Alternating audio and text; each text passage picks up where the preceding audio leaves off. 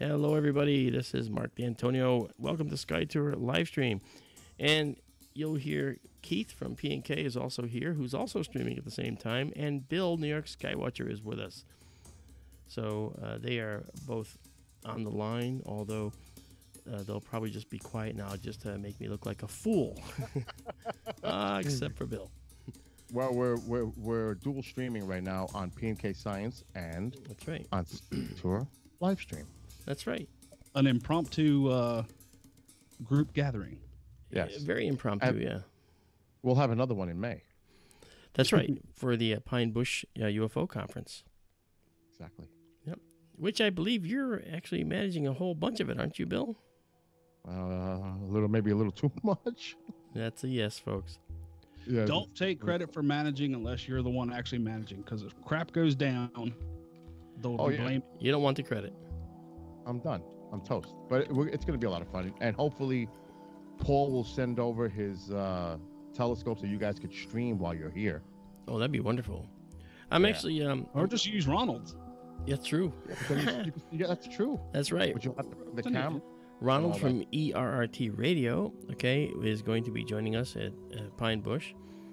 He was here last year. He drove 20 hours to get here last year. And that's quite a feat for Ronald, because he comes from a small postage stamp town in the middle of, was it Minnesota? Yep. Yeah. Little town in Minnesota. Yeah, it's a postage stamp. You can walk around it. You know, you can go for a walk and walk around the whole town, and then not even be winded. So, I always wanted to see what the skies look like from there, but I think that'd be beautiful. I really do.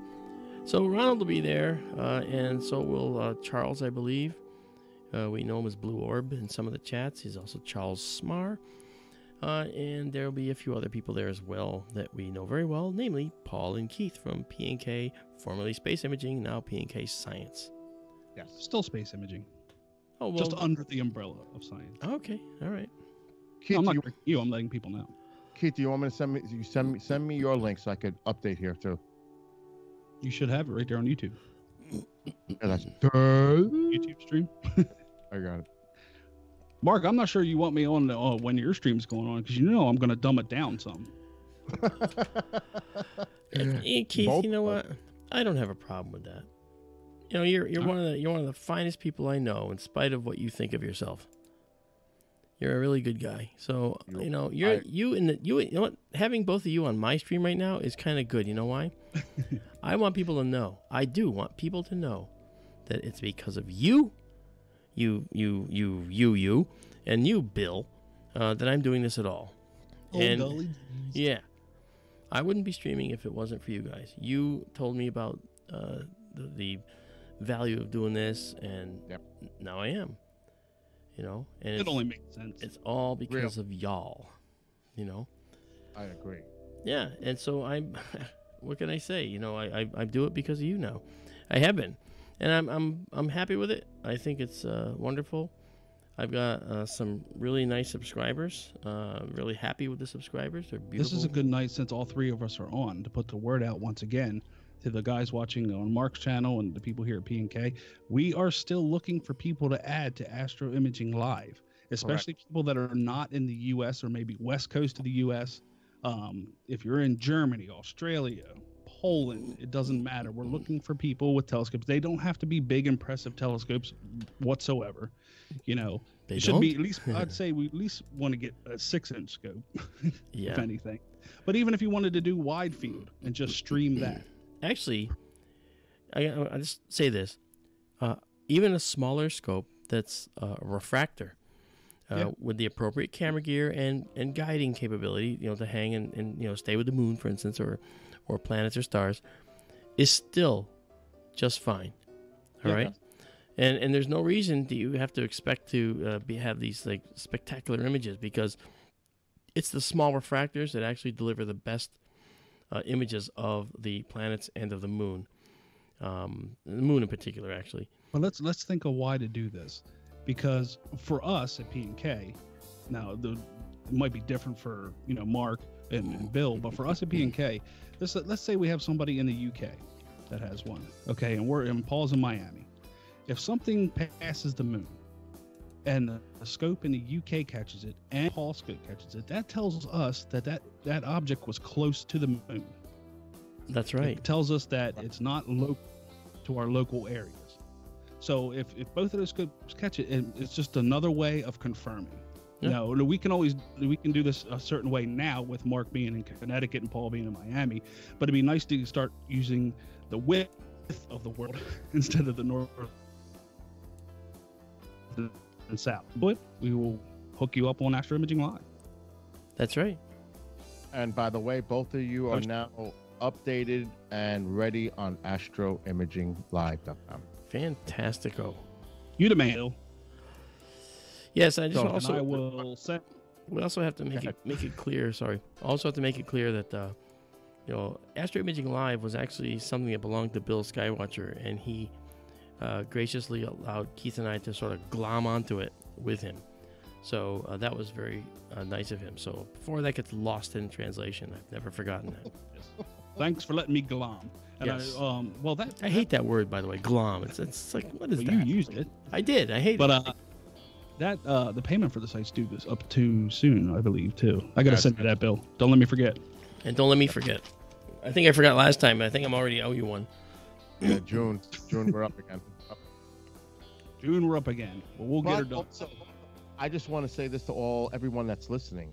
During the Pine Bush UFO Fair, Mark is going to be doing a presentation, and Keith and I are going to be setting up the equipment so you'll be able to see it live. Hopefully, Not only with video, but with sound too. Yes. You'll be able to see actually everyone. You're going to see Travis Walton. You're going to see Mark D'Antonio. You're going to see Tom Reed, Cheryl Costa, and Peter Robbins. I'm planning to stream everyone.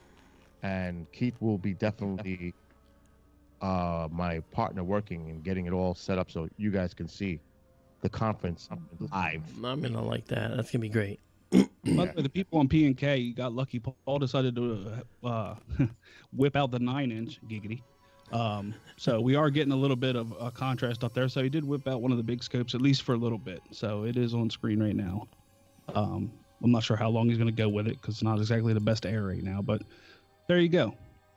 Just for you guys.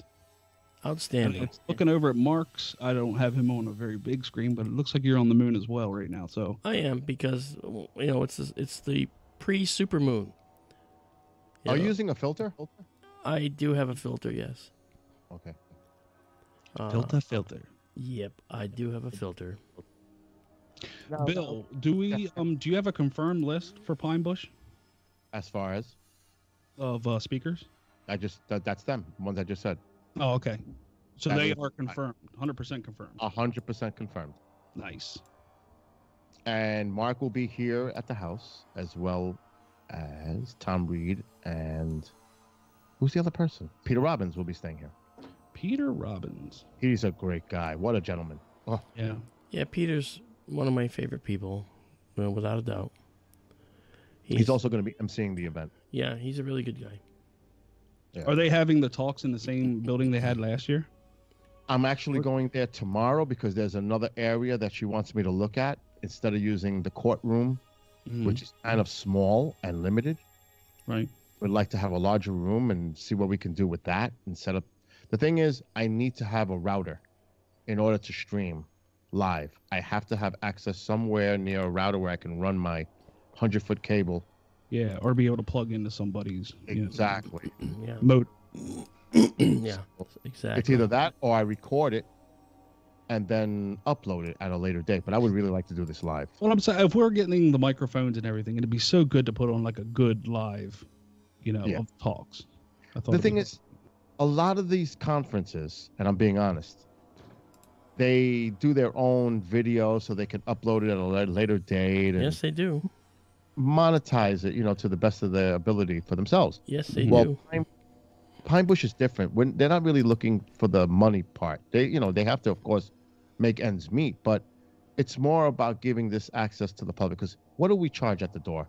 For those 5 speakers, we charge $10.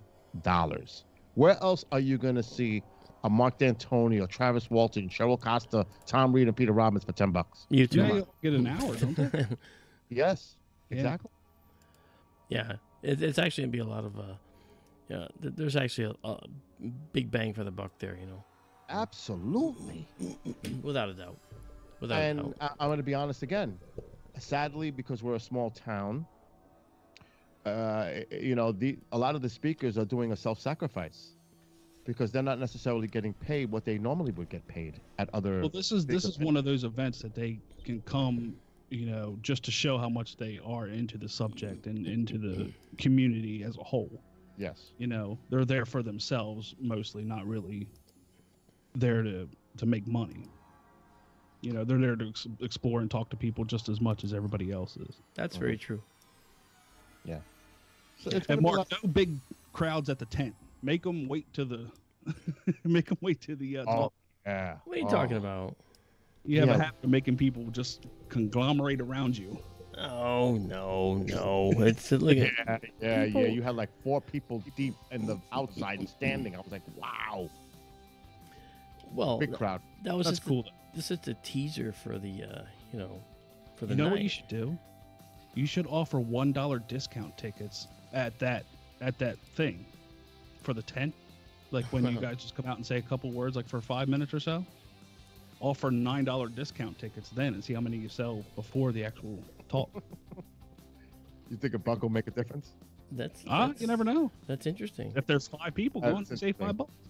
Hey, I just gotta tell you, Laura's asking where is this, and I'm not sure if she's asking where is this that we're talking. Bill, New York Skywatchers in Newburgh, New York. Keith is in Pennsylvania. I'm in Connecticut, and she's watching on SkyTour LiveStream. You're watching our supermoon, our pre-supermoon, on SkyTour LiveStream. And Bill and Keith, they happen to have a call because we're actually all on P&K Science at the same time as SkyTour LiveStream. It's sort of a dual channel right now. Yeah. Bill's We're having off. some pretty deep conversations about time before you Oh, came in. yes, don't even go there. No, I'm kidding. Oh, Laura, I think the question was Pine Bush, Laura. That's what Pine Bush is, the conference we're talking about, and that's in upstate New York. Actually, it's west of Newburgh, New York. Yeah, it's about a half hour west of my location. Right. Yep. Yeah. Yeah, and I'm And gonna. The Bill's house the 15th or 14th? That's another thing. If Paul brings his equipment, or maybe you guys bring the cameras and we use Ronald's telescope, they will be streaming, hopefully, weather permitting, from here on P&K and simulcast on SkyTour LiveStream. And what I'm going to do on my channel, I'm going to set up a camera of everybody outside, and you'll get the behind the scenes with a mic, and That's a you'll be good able idea. to see what's going on here in real It's kind time. of like you've done the last couple of years. Yeah. That's a good idea. Yeah. I like that. Yeah, it'll be fun. Yeah, I'm trying to convince Paul to fly. That way he doesn't have to drive that whole way.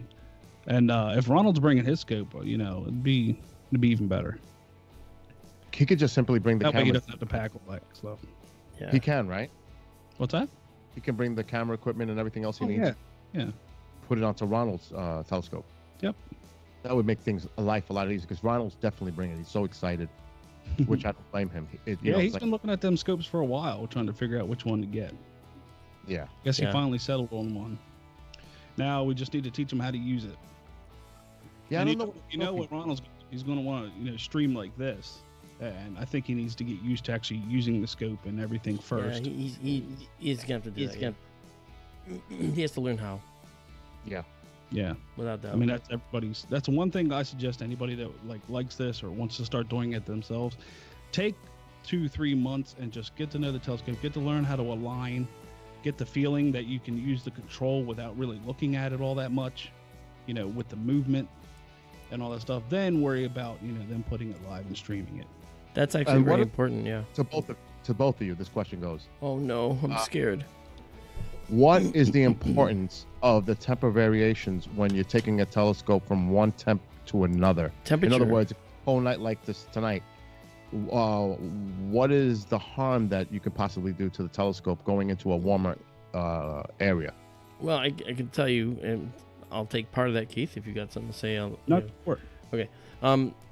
Here's what the problem is: the telescope can handle the warm and cold, but the issue is it has to acclimate. You have to give it time to acclimate, and they acclimate differently in different temperatures. And also, as the temperature changes during the night, your focus changes. Okay, and you have to refocus your telescope. I have it all tied in. If you're looking at my screen, I have it all tied in with my telescope control system down here. I have focus capability down here in mine. On my screen, you can actually see the telescope control system, and so I have all that. So I actually will focus during the night, and I have a special mode that I go into that's a really high-end mode. It actually makes whatever you're looking at fuzzy, and it's a focusing thing. Now I also have another thing too, and it's a mask that goes over the end of the telescope. And that mask is used for doing critical focus, and it's really, really easy to do it. It's called a Batnoff mask, and I'm sure that some of the people out there that are astronomically inclined know about it. So it's pretty cool. Another thing I want to point out is humidity and dew, because they seem to be a big hamper, especially where Paul is down there. If you have a humid air, you're going to have to put up with dew getting onto the lenses. There's a couple ways you can handle that. Some recommend some ways, others recommend others. The best is just to read up and find a way to deal with it the best way that you want to. Right. Speaking of that, Mark, did you get a dew heater, a band for it? For yours? Yeah, and that I was going to say, we solved the problem permanently by installing a permanent band around the telescope that will always heat up as soon as the telescope turns on. And this is year-round. So this means that we no longer have the issue. Our telescopes would have in the past been covered with moisture, and if you accidentally breathe on it, you're done for the night. So we had to figure out a way to get around that. But I'm no longer in the dome now when the telescope's operating, but still it's really important to keep the dew off the telescope and the optics. That's really how you actually are able, you have your whole remote system set up now where you're able to be comfortable. Yeah, I mean, down your piggy off out there in the yeah, and that's the final step is to actually have the dome control put in where I can actually move the dome. And the only reason I've been kind of dragging my feet on that is because I suspect I'm going to convert to a roll-off roof approach, but not here in Connecticut. That's going to be in Arizona. And there, I'll just buy a pre-built shed, cut the roof off, and turn it into a roll-off roof observatory. And that's the best way because it'll already be built. I can put in insulation. I could even put in heat and air conditioning in the building. Because you can put it in one section of the building, and then the other section has the telescope that's open. Especially if it's a big enough facility. And if I can do it right, I want to put in multiple telescope piers so that we can put telescopes on them for other organizations, other people that want to become part of it. And we're going to make a series. Drop their scope on a pier and join the party. That's right. It'll be a group, and you'll have remote access as well. The same way. And so, there'll be a computer for each telescope. So that computer can get controlled long distance just like any other. And, you'll be using the same bandwidth for the internet. So we're going to be looking at managing that part of it when we get down to it. But yeah, I'm thinking that's going to be your toughest part. It will, but you know what? I think we're going to have probably to start with. We'll have 4 piers. One for our scopes, and then 3 that are used for anyone else who wants to add their instruments to the building. Awesome. Yeah, I mean that's the way to go. When do you plan on streaming next? Oh, me? Yeah. When is there a target date that you're going for any like meteor stars or anything? Or target year? Well, the next one I believe is in April. Oh, really? Like the next, I don't want to say major because it's not, but the next known. So you're not going to get giddy and do any kind of just regular sky watches or anything? To be honest, and I spoke with Mark about this earlier, I'm in the process of getting all the materials to build an 8x12 deck at the front door of my house. So I'm like, my mind is concentrated on getting that before you guys come. I want that deck done. At the front door? Yeah, the one that you almost fell through? Oh. And then I rebuilt it solid. Yeah. But, I'm tearing all that out and I'm making a 8x12 deck out there. Oh, that's cool. So everybody could hang out on that in the front yard. Sweet. Yeah, that'd be fun. Because I'd actually help you out on that. if I can find some free time. Well, then again, I'm not going to Tennessee. Not Mark, at the moment. Yeah, and we're gonna do that time maybe come up next to Bill's month. house. I'll build a deck. You know something? I'm not. You better be careful if you're joking, because I could really seriously use some help. Well, that would be like next week. Oh, So, well, that's out. ready. Yeah. Yeah. I'm talking like April. No, I probably wouldn't be able to do it that close. Yeah. Are you gonna be able to? You think you'll be able to do Tennessee in March, Keith? Yeah, it's a good possibility. I was looking at the schedule and things that. See, I gotta base it on like when furniture's coming in, because Amish furniture takes about 10 weeks to build. So I had to go back 10 weeks and see what the orders were and see what all's coming in, whether I can leave or not. Because I don't want to put people's. They've been waiting 10 weeks for their furniture. Can you guys do this during the weekday so I could take a trip? Or at least maybe into. Well, we are. Well, we're doing. Well, see, here's the thing. I plan on leaving here on a Saturday, getting to Mark on a Saturday night, and then doing the full drive Sunday. Wait. So you're gonna leave from the point of Mark's house? Yeah. Yeah, but that's So- okay, Bill. So you just come out here and leave your car here. You Or we drive. can pick them up on the way down through. Well, it's not. Is Newburgh on the way? Well, no. That's right, because he's flying back. You know what you would have to do, Keith? You would have to pick me up and then go to Mark's, because I got to leave the car here with Mom.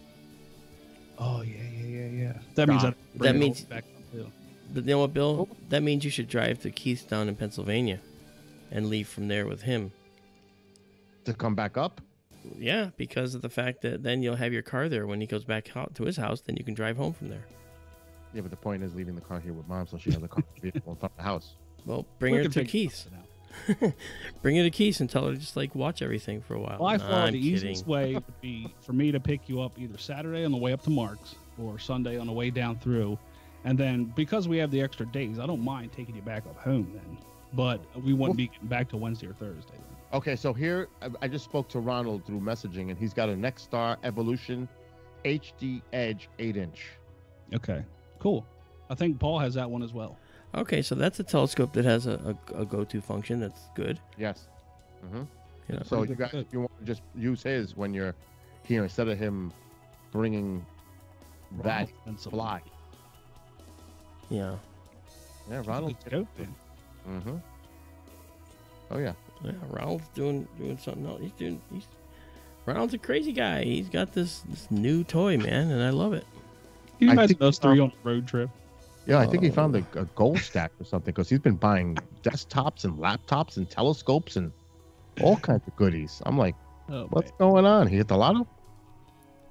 Yeah. Anyway, what's up, Ron? You Anyway, hold out on us, man? We'll know, because if he shows up to your house with like 15 gallons of Coca-Cola, we'll know something's up. Yeah. He's smiling your right now. He's smiling right now. I can hear it through the wires here. I don't even think he's here. He is. I think He's Mark. in my chat. Oh, he's in Mark's chat. Yeah, he's Very- hearing you. Very This good. is actually cool to be doing a dual audio stream on both channels, I think. Yeah, it's actually cool. And I forgive like me it. if I can't see Mark's chat, but I have way too many windows open. That's all right. That- Yeah, Ronald. by the way- Ronald says it's an 8-inch. Yeah, an 8-inch telescope. Do you agree with me? He sounds awesome now. yeah, he hasn't cut out once, Oh, Not that's once. which fantastic. I didn't want to tell him last night, but it was driving me up a wall. Look, I figured it out thanks to Bill. My Wi-Fi well, apparently is overloaded at times. Yeah. And when I checked the Wi-Fi, I found that the antenna can fall right off. And that's kind of a big problem. Really? Yeah, so I'm no longer going to use that. And that'll increase my bandwidth and throughput on the streams too, because it won't have to do these retries. And it's the retries, the failed packets that are getting sent that fail in the Wi-Fi that I think is causing the problems. And it's certainly not, it's certainly not causing the problems anymore. Well, that's awesome. Yeah. Did you find any of the fiberglass stuff you were looking for today? No, I did find some people, and I've got actually a guy in town. I have a Navy project to do, and it requires building a fiberglass boat hull. And so I'm going to find someone that can work with me on it that's more tuned to working with epoxy fiberglass. Nice. Yeah. Well, That's gentlemen, I've got a boogie. I've got to do Jimmy Church's show. Oh, so what? I gotta go. I gotta make sure that thing is up and running, or I'll Well, be. I mean, you could just put it on mute and then come jump back in when you're sure you're okay. My audio is gonna bleed through because I've got to actually hear his show and make sure it's up and running audio. I think he's ditching us, Mark. I think so. Yeah, I agree. That's No okay. I problem, was supposed no. to stop by and Yeah, see we him knew today, this. and I didn't. Well, let me ask you this question: how long are you both planning to stream? Oh, Mark, have you no got nice idea. image too. Truthfully, Both of you because got- of the clouds, refuse to cooperate. Well, they're. Let's see what Paul just texted me actually. He says it's trying to clear from the northeast. Oh, you saying it's not clear down there now? No, we got clouds going across the surface. I mean, we're doing a wide field object watch anyway, so Okay. it's really clouds that really aren't that bad. They're kind of see through. Very rarely do they block the whole thing. But I'll tell you what, Bill, we'll let you go. That way you can go get your stuff done. If you want to come back on and we're still running, feel free. Just come Yeah, I'm back gonna on. You guys come up? back in. Yeah. All right. I'll message you if I can come back. Now, just do me a favor. You guys hang up on me, just so I don't accidentally hang up on both of you. Well, you can't hang up on me. I started the call. Did you start it? You sure about that? I started this call, but you called Mark, so you should be able to leave if you threw him into this call. Try it. If not, I'll just call Mark. All right, gentlemen. Have a great stream. Alrighty. And good night to everyone that's watching and listening. And maybe I'll be back. If not, I will talk to you gentlemen soon. And once again, that's Bill, New York Skywatcher. That's you can right. check him out on YouTube. Good night, gentlemen. See you Thank later. you. Bye. Let's see. I'm still here, And I'm still here. and you're still here. Yay! Well, at least we're both coming across on my stream, Yeah. And my music here. and I got my music here, which I'm not gonna pump up. Oh, I just saw a cloud pass in front of my moon. Good night, here. Jared Bailey from the P&K chat. Yeah, sorry I didn't get the Yeah, shout outs yet. We should cross promote too. We should say, look, the P&K Science, P&K Space Imaging, great place to go and subscribe to. Want to see the moon? SkyTour LiveStream. We'll look at the moon occasionally, and when we have a full moon, well, this is what we can view, because otherwise, we can go other places even right now and check stuff out. But the moon is the thing right now, because it's the supermoon, one of the supermoons in 2019. And what is a supermoon? That's when the moon's closest approach, its perigee as it's called, manages to align with the new moon. Now, the moon has a slightly elliptical orbit, so sometimes it's closer to us and sometimes it's farther. But when that closest approach is at the same time as the full moon, we call it a supermoon, because it is larger in the sky by a slight amount. You said apogee, correct? No, perigee. Perigee. Apogee is the farthest away. Yeah, think apogee away, big with A. Apogee away. There you go. So perigee is when it's close, and apogee is when it's farther away. Yeah, plus the full moon makes it kind of hard on the stuff that you normally do. Sure, but I could still take a photo right now and show stars around the moon, but it would be pretty blown out. But you know what? Yeah. I can try it. I can put the moon down below here, and What kind of filter are you using for the moon? right now I'm using an actual glass filter that's in the telescope right now. Is a high contrast filter that's used to remove sodium vapor lamp light pollution. So it's a light pollution filter, high contrast. Oh. And that actually works very well.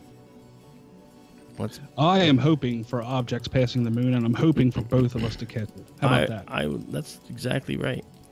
Now I'm blowing this out right now just to see what I can see. I'm going to take a quick photo, and then we'll go over and see what it looks like in there. In here, and let's see what we got. Okay, the noise cancellation is taking place here. You can see that going on. Yeah, we don't see any stars. We don't see any in a stars. little box so people can see it at least. Yeah, how do I do that? I can do that too. Look, it looks like I'm looking into a spotlight. Well, I am this month. That, ladies and gentlemen, is what we call overexposure. That's correct. And you'll be able to see the stars in the background if you really back out. And even now, we can't see them very well. I have to move the moon farther out. But, that's why you don't see stars in the astronaut photography of the moon, because in order to shoot the moon, which is bright, in order to shoot the moon to look normal and have good contrast so you can see what you're looking at, you unfortunately have to shoot it at a lower exposure, and that lower exposure will not capture the stars. Just won't. No way, Jose. Man, it's been so quiet. Like last year at this time in February, that we were getting so many objects, whether it be satellites, space junk, whatever, crossing our field of view. And lately, it's just been nothing. Not even birds. Yeah, well, down in Miami, that's surprising. Miami.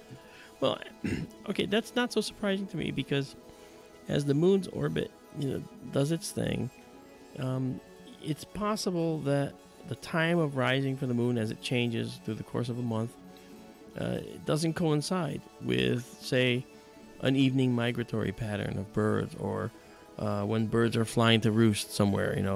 It's all kind of a very specific set of timings, I think, that we're stuck with here. But satellites should, you would think they should be passing in front of the moon, but again, the moon's orbit is elevated a little bit from the ecliptic, that is the plane of the solar system.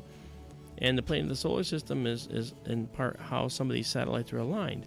We many times see an east-west moving satellite, or west-east moving satellite, crossing your moon, okay? But we don't see that. We don't see that lately, probably because the moon is at a particular elevation where it's not conducive to that. I'm not sure about that. What the heck is that? Your company. Sorry. That's you. I had to put your I was trying to put your video up there. Oh, okay. I'm getting it. I just got to make sure to turn this on. There we go. So that should come up, and then I got to go in here and interact, and then I just turn down your mute it. There we go. Yeah. Now we're good. D. Smith says she loves my chat here in SkyTour LiveStream, and then she has a message for you. She I think it's a she, I'm not sure, says that yours has gotten insane since the lunar eclipse, and please don't take offense. I'm sure you don't. No, it happens. I mean, it happens after every big event that we do. When we get a lot of viewers, we get a surge in subscribers and, whatnot. And then usually once they figure out that we're not blowing smoke up there, about every little thing passing as a UFO or claiming that there's buildings all over the place, most of the really hard conspiracy theorists will disappear. But the people that actually want to hang around for the actual astronomy and actually help finding stuff, they're the ones that usually stay. So it always happens. I get that. Yeah. But totally that night of the eclipse, we just decided to let chat go crazy because there was really no way to moderate it anyway. Oh, yeah. And dude, I had a 90-second slow chat on. Oh, wow. That means people weren't or only allowed to post one message every 90 seconds, and it was still flying by. I mean, we had 68,000 people watching at one time. It was just insane. Well, I mean, I had 5,000 at one time, which was pretty good for a stream that people don't know as well as they know P&K imaging and PK space imaging and P&K science. Why is your moon blue again? It's blue. Yeah, it's like a teal. Oh well, yeah, that's probably a little exaggeration, but in the color that I've induced, probably because of the filter. I can alter that, and I will actually. To tell you the truth, I didn't really notice it until I actually saw it on my screen with our moon next to it, and I'm like, why's that so blue looking? Yeah, is it a little better now? I'm not sure. I'm waiting for it to update. Well, I'm sharing the screen, so you shouldn't have to worry about it. I'm not viewing your screen. Oh, well then I'll stop sharing. I got too much to view in front of me already. Well, I'll stop sharing. I have up in a little chat box on Skype. Okay. But I can basically see what you're doing, but not like details. Okay. So I'll stop sharing then? Yeah, you can stop sharing because I'm just watching your YouTube feed actually Very that good. I have. So everybody, that's Mark's channel down the bottom left of the screen. Hey guys. You can see what he's doing, what he's talking about. I'm that little tiny window within the tiny window waving at you. Yeah, and it might be it might not sync up completely because he's running a delay, from what you're hearing the audio live here at P&K compared to what he's doing on there. So there might be a little time differential, but you'll get the gist of it. Yeah. And if you want to see it, of course, jump on over to Mark's channel and you can listen there as well. Sure. Either or.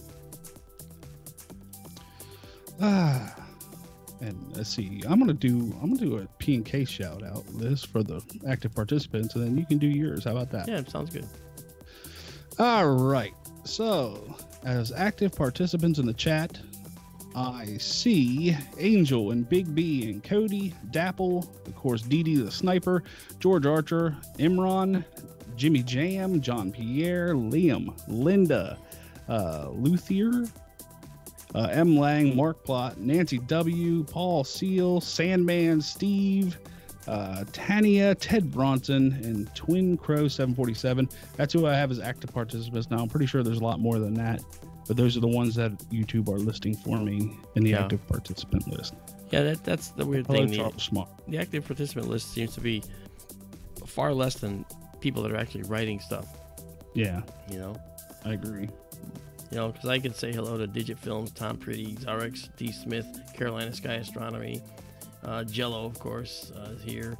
Keisha Fowler, Toxic Ways, Tom D. Pretty, Papa Tom, and Laura Newbird, of course. And let's see, I've got ERRT Radio, that's Ronald, folks. And we got Charles Smar and Rockstar. And, we've got a few more than that. I'm trying to find them. Anyway, that's the ones that are in Mark the Shark. So, I mean, we've got folks listed that, and watching me, watching you. All right. And by the way, people, ERRT Radio. I'm pretty sure somebody can post a link to that. The guy that was just with us, Bill New York Skywatcher, has a radio show on there where he's dumping a lot of rock and roll and metal stuff. And, of course, Amanda Curran, who is Mark's co-host on SkyTour LiveStream and SkyTour Radio. Well, why am I thinking Astro Imaging? I got that stuck in my head now. Because on SkyTour we all live Radio, there together. On KGRA, also has a radio show on there where she jumps on there sometimes. So if you want to check it out, I'm sure one of the mods can post a link to it, to ERRT Radio. It's an online radio station. He's just starting out with it, but it's starting to get pretty good. So check it out if you get a chance. Yep. Yeah, as Ronald says, she does 3 shows up there. He's saying that in my chat. Very good. Yeah. That's really cool. Yep. And I think Bill does the Midnight Metal Madness. Yeah. Is that what it's called? Midnight Madness, whether it's madness and metal or whatever, I think it's Bill. Mm-hmm. That's Bill. That's fine, though. He's having fun up there, too. That's what it's all about. Well, So if you guys like that kind of thing, jump on over and check out ERRT, ERT Radio. Yep. Man, the clouds just will not give up in Miami. Well, I'm sorry. Yeah. Well, to the folks They're listening, trying to. They just keep forming. Folks listening on P&K Science, you can come view the moon on our stream if you like. Keith's with me anyway, so we kind of have half of P&K with us over here. And that's SkyTour LiveStream with Mark D'Antonio on YouTube. Come on over and join. Subscribe. Bop back and forth. Go to astroimaginglive.com and you can see, actually tonight, 2 of our streams. I don't think Bill's streaming right now. And the 2 of our streams are live up there, and you can pop back and forth between the 2. The only difference is that when you go to one and you back out, you go to the other, you don't see the chat from the other one. You only see the chat for the one you're in. Yeah, unless you pop out the chat from the other. You can do pop out of the chat, yeah. I do want to mention, too, I think Mark has this set up the same way, but I'm not positive. On your screen right now, you will see the zones. You see zone 1 through zone 6. Just imagine that there's 6 equal boxes on screen. That's in case something does come across like a satellite or a UAP or UFO, whatever. You can tell what zone it's in. And then, of course, use the top left clock, the very top left of screen there, to timestamp it and put it in the chat, because all timestamps then get reviewed. And it's the same thing on my screen. There's our clock up there. And zone 1 is here, zone 2 is here, zone 3 is here, 4, 5, and 6. All right, and we do the same type of thing. I actually had a graphic for that, and it's actually on another drive right now, and I haven't brought it over, but I'll just make a new one. No biggie. No, it's not a biggie. Just remember 1 through 3 horizontal, and then 4 through 6 on the bottom horizontal. Yeah. Equal boxes. And we have had nights where stuff just comes ripping past. That's right. So let's hope. Let's keep the fingers crossed. I'm not exactly sure how long we'll be going for tonight, because I know these clouds are eventually going to Probably start making Paul's blood boil. But these are the kind of good nights that he likes, because he can pretty much, since he has aligned very well, he can pretty much just kick back on the couch and watch, because the tracking is done. So it's just tracking with Moon. Yeah. That's like this. Here's the thing, folks, for all of you listening on P&K and on SkyTour LiveStream. We actually took the time to set up the equipment right, so that we make it kind of look easy. All right, it's not the simplest thing to just go ahead and point a camera at the moon and broadcast it to the world. There's actually hundreds, if not thousands, of dollars tied up in that prospect. So we're doing this because we want to be able to bring this to you. I sound like a public radio, ad campaign. That's terrible. I'm sorry. That's not what I meant. I'm just saying that we're just trying to point out this is our passion, and this is what we do, and we do it every day of the week when it's clear, and we do it because we want to do it. Yeah, and Paul, I mean, he's the dude. Once again, this has to be said, because we would be doing this whether 2 or 3 people were watching with us or 1 million people. It doesn't really matter, because we have a goal in mind of what we wanted to do, and it's great that so many people wanted to join us and help us watch for stuff, and we're searching for evidence. That's right. And we need it to be scientific evidence, stuff that can stand up to test. Yeah, that's right. The only way to do it is to put in the work and put in the hours. A lot of things on YouTube is just highlight reels. I get a lot of comments and things like, "Can't you just show us when the UFO happened?" Most of those people don't know. You can just go to the end of the video and look at the timestamps. That's right. But I'm not going to tell them that. Yeah. Because all of us put in the work to sit here and watch it for 4 hours. Yeah, I know. When the meteor struck the moon, we caught it, and I actually put it right in the title later on to show where people could just go and look at that. Something major like that. But we're not going to sit here and stream for 4 hours and then go and every little thing that crossed the moon, put it into a video. Especially when we have the timestamps marked on the stream. Like, not everything has to be isolated ones. The ones that get isolated are the interesting ones. The ones that really don't have an explanation and really need to be further looked into. And there is a playlist of those on the P&K channel. If anybody wants to see them, there is a UAP playlist.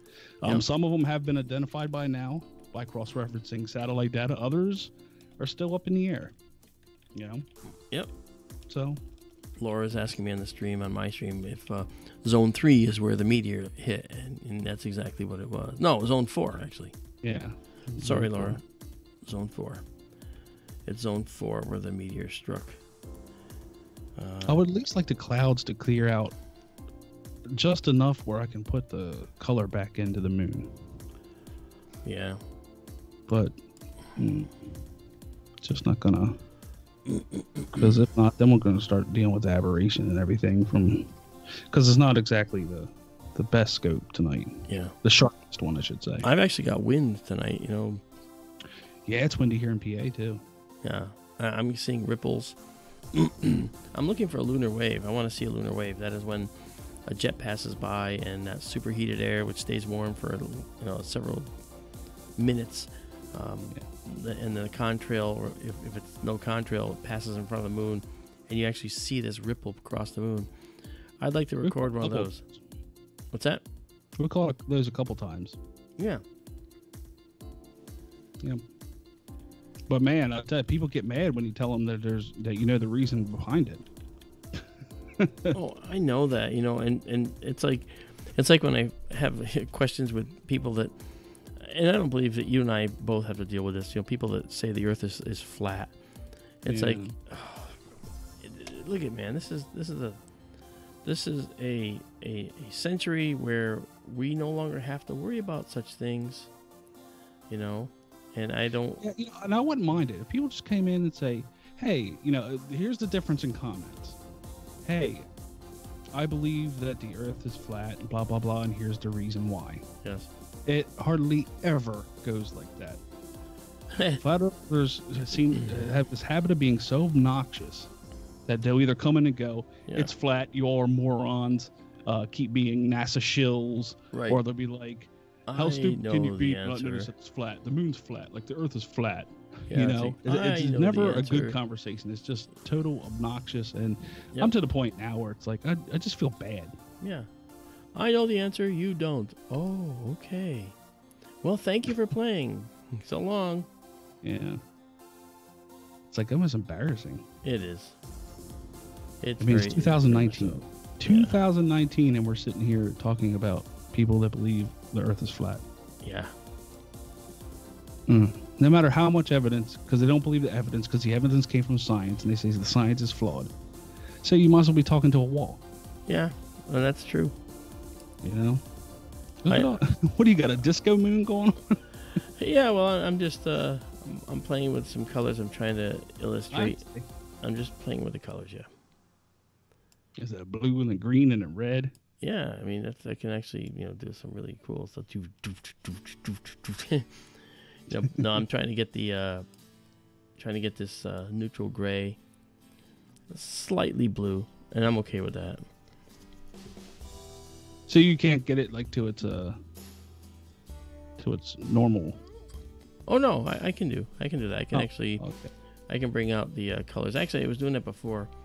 I was bringing out the colors. I can try and do that.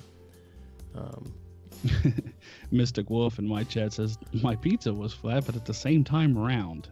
That actually makes sense. That's actually a good point. It's a brilliant observation. Yeah. Brilliant observation. Steve Chalmers says boring. Bye bye. Well, you're showing a moon. Actually, no, you're not. You're showing a black screen. Well, maybe he wants a disco party. I don't know. Well, then, okay, Steve, come on over here and we'll show you a disco party.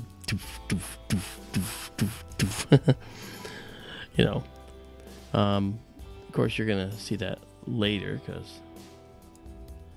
No, they see it on the screen. No, you hear me do that, and you won't see what I did for that until later. And you're not listening to the volume. You're hearing me live, so you're not getting the delay. The delay, folks hear it all coming in right. It's all confusing. It's very much so, but it's time okay. Delays on everything. So, are you running a low latency? All that latency? I believe I am. A long latency, like the 30-second one. I try to keep this one at about 10 seconds, which is like medium. Okay. That way, they don't have to put up with a lot of buffering or. Oh. Okay. Like and it usually works out pretty good, but I don't know with how much you say you're running with a lot of programs that you're running on there. You might be on a 30-second, but I'm not sure.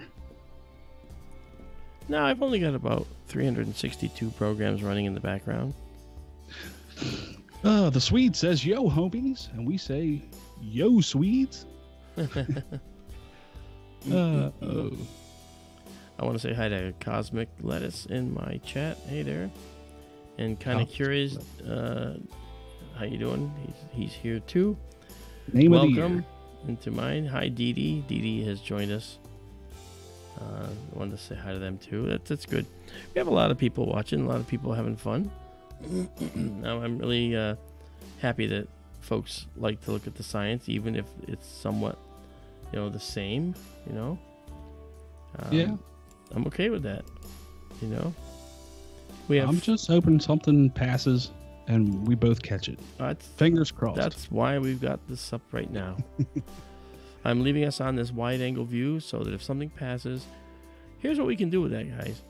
If we capture something passing the full moon, we can see where it passes on the moon and compare that where it passes where Paul sees it down in Florida.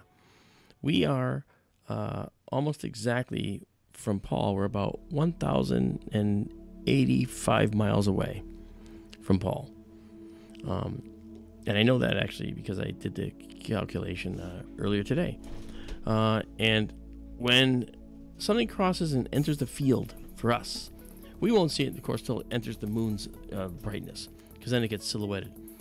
And when that happens, we can time the point of entry on our moon image with Paul's. And that can tell us, literally, that can prove the Earth is round, incidentally, but that's a whole nother thing. We can actually then take the timing of it crossing the moon, and I've got some clouds that are passing, but they're momentary, and we can figure out a lot of things about the satellite. We can actually figure out how high it is. Basically, it's a triangulated approach, and based on the time that it takes to cross the moon, all right, Paul and I can use our data to calculate the altitude and the speed of the satellite. And I have a program I wrote where I can actually calculate the timing that it takes to cross the moon, and from that calculate the speed and orbit, the altitude that the satellite's at. So we could actually use this to compare to see how close the numbers align. They should be very close. Yeah. From two totally different points of view, calculate the altitude of a satellite. I mean, I taught people how to do this. This is one of the things I taught. We would observe the moon, and we would actually take crater walls, for instance, calculate the depth of craters. We'd never use the full moon, okay, but we'd have to know the elevation of the sun on the moon at that time. And luckily for us, that's something that's publishable, and you can look that up. I just thought about something too. Not on us, but I know Chris from Take Back Space was streaming earlier. I'm not sure if he still is, but that would add a third scope into the mix if something were to cross. Oh yeah. Which would be that'd be wonderful. If nobody has checked out Take Back Space, definitely want to check that channel out. It's Chris over there. He likes to play his guitar and sing some songs while he's got his telescopes pointed at the moon. Really different channel, really neat. Cool. Dapple was telling me that TBS is off now, but he was on earlier, I think, for a couple hours at least. TBS? TBS? Yeah. Yep. I don't know I don't have TBS. I don't know TBS. Oh, you never talk with Take Back Space? Oh, Take Back Space. Duh. Sorry. I am just a little bit slow sometimes. We also have Astronomy Live, which I don't think he does a lot of moon streams and whatnot. He does a lot of like the satellite tracking and object tracking, which the guy is so good at, and he's so good at explaining it too. If you haven't checked out Astronomy Live's channel, he writes his own programs. He has a tracking program that he got completed, where it's almost like a lock-on program for something that passes. It'll actually track it. Yeah. It's just the guy knows what he's doing. Yeah, I want to include it. I'm just not sure he's written it for the telescope protocol that we're using, but that's the only holdup. Ask him. I shall do that. Yeah. I sent you his contact info, I believe. Maybe, but you might have to do it again. All right. I will do it again. Keith is doing it again, folks. I will do it again. Awesome. Infowars.com, Prison Planet. Oh, no. Here we go. For those that don't know, there was a night we were streaming, and Keith was on, and I think it was on your stream. Yeah. And he would just go off in this Alex Jones thing where he would imitate Alex Jones, and it was just becoming really, really obnoxious. And Keith's numbers were dropping off. People were saying, "I'm tired of you. I hate you," and they were leaving his stream till they realized it wasn't Alex Jones. I got so many emails saying I had to do that character more often. I never received emails about just doing an impression. I got like 5 to 6. Like, that Alex Jones was cracking me up. Sure. Yeah. Before my surgery, I used to have both my vocal cords. Now I only have one. And I actually used to do over 80 impressions of everything from cartoon characters to actors and actresses, believe it or not. And after the surgery, I got down to like 10 because that second vocal cord was so required for doing some of these vocalizations. Yeah. So I got, it's okay. But I can do Barry White now. I could never do Barry White before. I never do impressions of people, but that was, I found him so funny, just how he would fit those ads in for his tchotchkes and his supplements. Yeah. Like just out of the blue, and he would do it so fast and so smooth, and I just found it hilarious. And I was like, I gotta do that. Yeah, the guy's dude. It's a salesman at heart. You got to give him that. Oh, I give him that. I wish I had his numbers. That's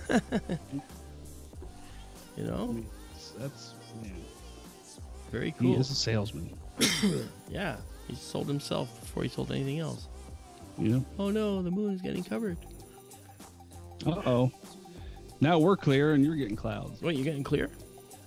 Oh yeah, we're crispy right now. Oh wow, nice. Yeah. I don't like this scope as much because it doesn't get as crisp as the 80 millimeter. I have an 80 millimeter on screen, which actually I think this is the 72, but you know what, W13 guy, weird guy. Yeah, weird guy. He's in my chat. He says, Mark, you have to incorporate a magic trick in your talk. I do. Actually, many times I open with magic tricks, actually, and I use them to illustrate principles. I did a whole show, actually, of science that was actually all magic. It was a magic show. But I was doing scientific principles demonstrations through magic. I mean, that's really cool. Dude, if I ever go to one of your talks and you start, like, spitting up towels. No. Towels out of your mouth, or... No, I don't do that. Okay, but it would have to... What, for little instance, red balls? No, I've done that too, but I used to do that.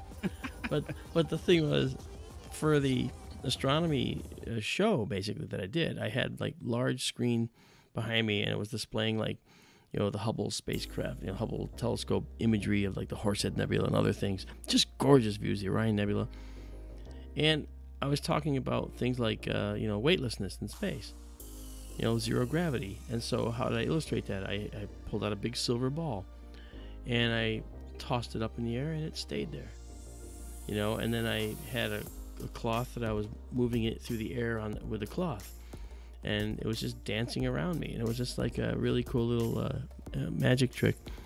It's actually called the zombie, and then it's actually a well-known illusion. And then I did a number of other things like that, but everything had to do with things that were floating, stars that were appearing, and stuff like that. For infrared energy, like to talk about heat energy, I actually had I'd reach out with my fingertips and bam, I'd have this bright orange and red light at the end of my fingertips. And I could throw it to my other hand, and it would go off and then on in the other hand. So it was really totally magical. It wasn't a light per se, that was a physical light.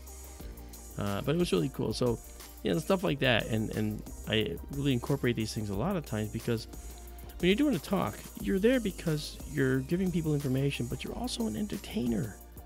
You have to entertain people. You have to make them feel it was worth going to the talk. Yes, I heard a lot of really cool things, and I also saw some really neat demonstrations of low gravity or infrared energy. I mean, stuff like that. This is the stuff they remember. People say, they're like, "Hey, I went to an astronomy talk tonight, and I got covered in toilet paper." I mean, who else people can? Be like, what? Who else could do that kind of? Who else could make that claim? Yeah. Only someone. But it's the perfect example for what you're trying to tell them. Yeah. Yep. Ronald says he ordered a travel. Who else is going to have the time telescope besides you to sit there and write on toilet paper? Oh yeah, I have no life. That's a long way. Is it 2-ply? Yeah, actually, it's a 2-ply, and actually, I use it. Full disclosure, it's used. No, it's actually it's the paper that's used as a backer for certain types of curtains and so forth. So it's a thick paper. It's the same width as toilet paper, and I cut it to length. And when I bought it at the fabric store, because I mean I used real toilet paper for a couple years, and then it really started looking ratty after a while, and I couldn't get it to not look ratty, so I had to convert to something new. Yeah. And I did. So just regular paper? It's not regular paper. It's actually a thicker, fabric-y type paper, kind of like money. Like money is a fabric paper. This is a less robust fabric paper, but good nonetheless. I want to say hi to James Dugan out here, a weird guy, Cosmic Lettuce in my chat. These are 3 of the new ones that I have noticed here. James Dugan's from Australia, and I think mentioned this the other day. First of all, the flat earthers don't think Australia exists, like you said. But James can look at Orion too, and he'll see that it's upside down compared to how I see it. Now, there's only one way that can be, and that's if he's on a curved ball. And why is that not so obvious? I mean, it's so obvious that it's the height of ignorance to think that the Earth is flat. How about that? It's amazing. I have a couple of them floating around here now. Yeah, well, and they insist that they're right. Well, see, when someone insists they're right, that's the first sign that they might be wrong. And people can say the same for me, having just said what I said. I get that. How many times have you been called a NASA shill or a sheeple? Oh. I can't even count anymore. Yeah. And heaven forbid, and the fact that I do work for the Navy at times, that immediately makes people really suspect of me. They go to my website, and with one click of the mouse, they think they've done research. And discovered that I've worked for 3-letter agencies. Ooh, yeah. I put that publicly out on my webpage. I don't hide that. That's what we call research in 2019. Yeah. I basically I basically don't hide it, okay? And again, I'm a thorn in their side sometimes because I'm insistent on the fact that they come clean, that things that they are seeing mistaken as UFOs are I want people to know that these are actually our things that they see many of the times. Sometimes not, and that's of course why we're in this. Yeah. But sometimes, I don't know. Paul is trying with that 9-inch scope, man. He's got it out just on the cusp because we got 0.5% until we're actually full. Because I think the full moon actually happens tomorrow morning at around 10 in the morning, or something like that. So tonight and tomorrow night are basically considered, the super moons. But actually, in reality, it doesn't happen until tomorrow morning. But we're taking it as it is. Maybe we'll take tomorrow night off since we did it tonight. Because once again, for anybody that doesn't know, or anybody that's new to the channel, full moons are just horrible for imaging. Yeah, they are. You barely get any contrast. Everything is whitewashed. Just so bright, and it's hard to get any detail out of anything. So really, the only option you have is to keep, the wide field, the full moon view. So anybody asking for zooms or zoom in on the Terminator, which is barely there right now, this is what you get. This is the only thing left. Yeah, unfortunately. But yeah, so if you want super zooms tonight, sorry, you're SOL. And you know what? I gotta tell you too. Okay, the scopes that Paul has are tuned specifically to looking at lunar features, especially at phases that are less than full. Not only that, but the cameras are built. Yeah. For phasing moon. You know what I mean? Yeah. This camera is actually not built for a full moon. It doesn't do well. No, well, not many do, because at full moon, it's almost like looking at what we call a photographic gray card. Yeah. That was it 18% gray or 13% gray card, that used to calibrate light meters. Yeah. Okay, you don't remember that. Okay, never mind. Okay, no problem. I was in the middle of taking a drink. Sorry. That's fine. That's perfectly fine. Infowars.com.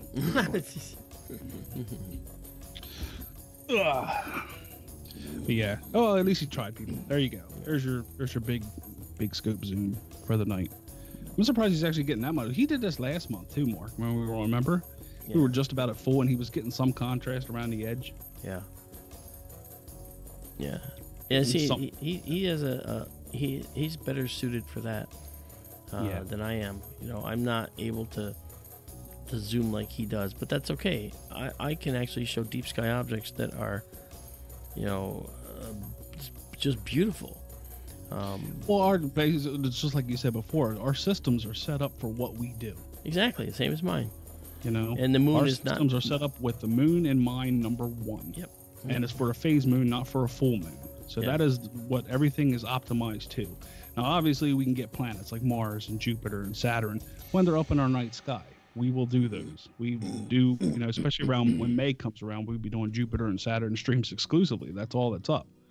But like yours, everything is optimized for deep sky stuff. You know? Yeah. So you got a heck of a setup there. Well, I mean, it's purpose built to show people the deep sky, just like yours is purpose built to show people. Well, okay, let's put it this way: Paul's telescope store, and he just breaks out whichever telescope he wants to for the night. Is purpose built to show people the moon. It's just beautiful. Yeah. I want to welcome Pamela Cheney to the chat. Hi, Pam. Thanks for coming along for the ride. Cryptic Warrior, thanks for coming along. You know, we got. I like seeing people show up. That's very nice. Yeah, and you know what? That's weird. My participant list is like almost empty, yet the same people are chatting over and over and over. So I think something's wrong with it. Yeah, I don't think it really is all that accurate. Anyway, it's definitely not that accurate. Because, you know, Cosmic Lettuce, wonderful guy, he's been writing every fifth comment's one of his. Is he on the list? No, he's not even in the participant list. I don't know. Crazy. I don't know what this is doing. That's YouTube for you, though. Yeah. They've been working so hard at getting the new creator studio up and running that they let a lot of things like lapse. Yeah. You know, but hey. And I thought the one thing that we do with that creator studio was to live stream to it, you know? Yeah. But they haven't done that yet. If they did, I'd be using the new creator studio. Yeah. Keisha Fowlers says, thank you both for doing what you do. So the streams. Yeah, you're welcome. Because we love it. Yeah, we do. We can't not do it. Yeah. No. So we're looking at the moon right now, and it is almost full. Tomorrow around 10 in the morning, it's going to be full. But that doesn't help us. But if it's clear tomorrow night, we'll be back here again, checking it out. And it is, as I note on the screen here, it is pre-supermoon night. Kind of like the pre-Super Bowl, I guess. That means that the moon, the supermoon, is actually the time when the moon, which has a slightly elliptical orbit, is the closest to the Earth at the same time that it's a full moon. So it looks larger in the sky by a few percentage points, and it's actually brighter. And I actually noticed tonight when I went outside, it really did look brighter. You know, the moon is about as bright in the sky as, you know, some stars, some brighter stars in our nearby stellar neighborhood would be if they were closer to us. So, you know, be thankful that we have a moon and not these other bright stars, because we would just have, you know, the washed out Milky Way would not even show up. We might not even have ever known it was there if we had another star that was really nearby, you know? Yeah. How long do you plan on streaming tonight, Mark? Do you know? It's 11:39 now, Eastern time. Although that's kind of funny because it's not 11:39, it's 10:39, sorry. I looked at my observatory clock and it said 10:39, and I thought I was seeing 11:39, but it was just my eyes. It's probably another hour or hour and a half, maybe. I don't even think we're going to go that long. What's that? I don't even think we're going to go that long. Well, I mean, there's just no action going on. No satellites or nothing. Well, again, it could also be the altitude of the orbit, the inclination, and where the moon is. Not denying that. What I'm just saying is it would be a lot more open to streaming or if something has passed. But since there hasn't been anything. Yeah, we haven't seen anything go here. And we've been going since, when did we come on? 7:30? 8 o'clock, something like that? Yeah. Yeah, we've been on for almost 3 hours already. Wow. So. Yeah, when did I start? I had to. Oh, I started around 9:15 or so. So I've been going an hour and a half at least around there. Yeah. Yep. Should actually text Paul and see what time he wants to wrap up. I mean, even though the clouds finally stopped so far, anyway. Yep. Let's ask him. Boom, boom, boom, boom, boom, boom.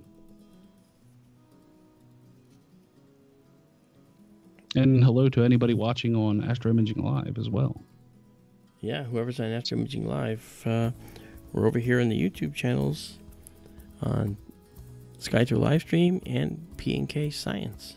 I was looking at the back end of Astro Imaging Live, and it seems like a lot of people in South America use astroimaginglive.com a lot. Really? That's where most of the traffic was coming from anyway. Infowars.com. Yeah. I was surprised how many people were watching on that actually just went there to get our links for the lunar eclipse and actually came over to YouTube then. Really? Yeah.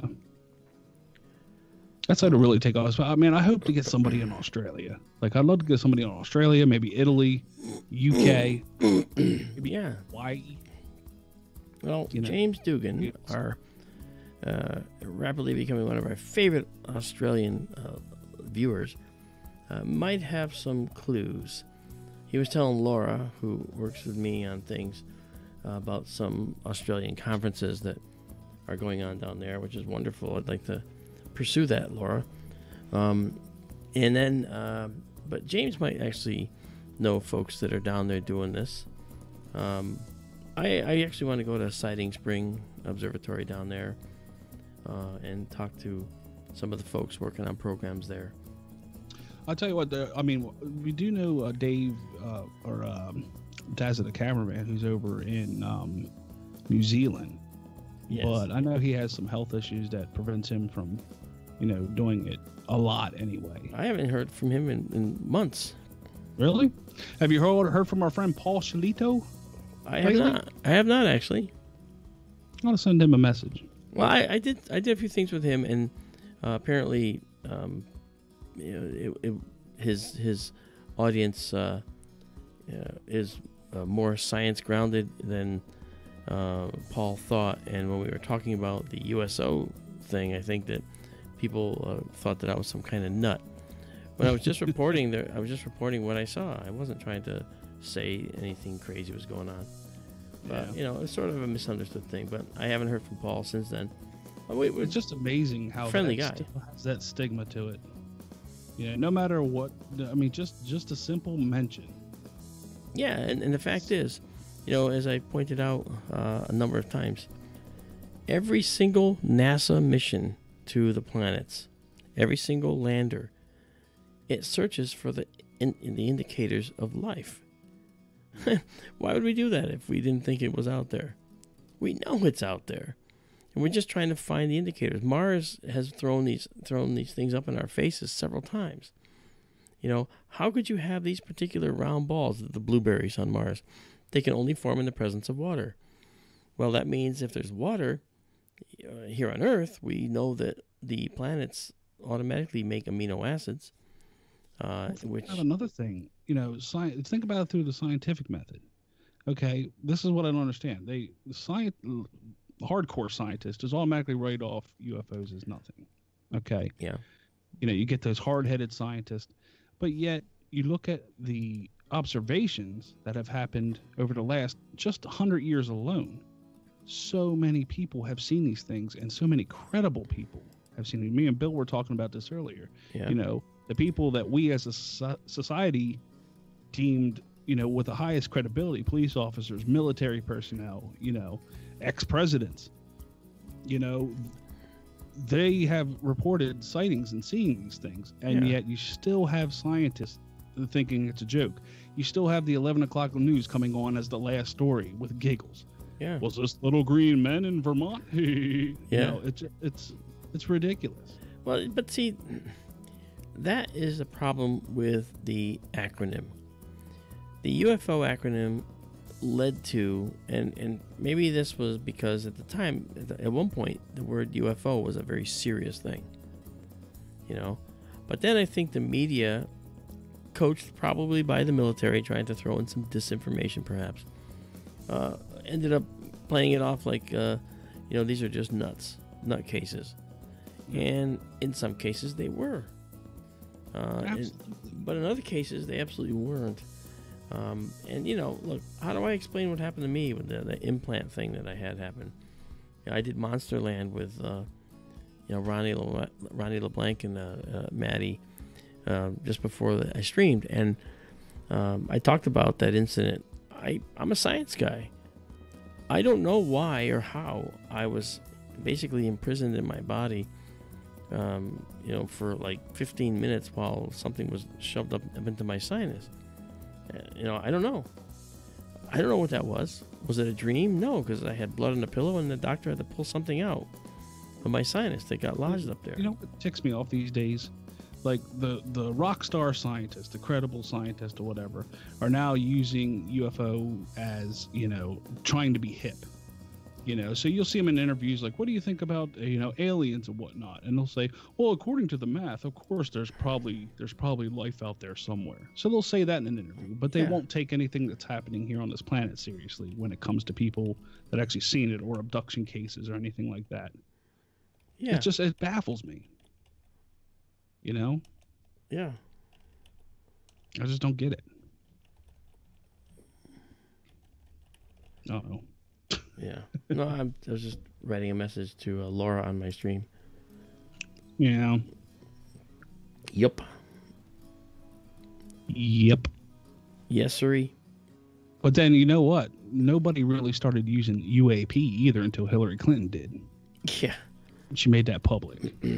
Public to the masses on the late night show, you know what I mean? Yeah. They're like, oh, she said, you want to know what? They don't like the term UFO anymore. They use the term UAP. Yeah, it's an attempt to give it more legitimacy. But you know what? I don't care. I just want to know. I don't care what you call it. Call it, Bobby. I don't care. Okay? The bottom line is, you got to give it some credence. You've got to give it some data, and you got to give it some authoritative, definitive foundation and standing, most importantly. If you can give it some standing, then you will know that it's real, and you can actually take it to the masses, and they'll actually buy it. I know that the press can't argue with science. Yeah. They can't argue with science. They try. Yeah, I know. I know. And usually when they're arguing from a perspective of not knowing the science, that becomes hilarious, because then they're actually doing absolutely, they make absolutely crazy comments that are so non-scientific, yet they think they are, I mentioned one on my radio show yesterday on KGRA.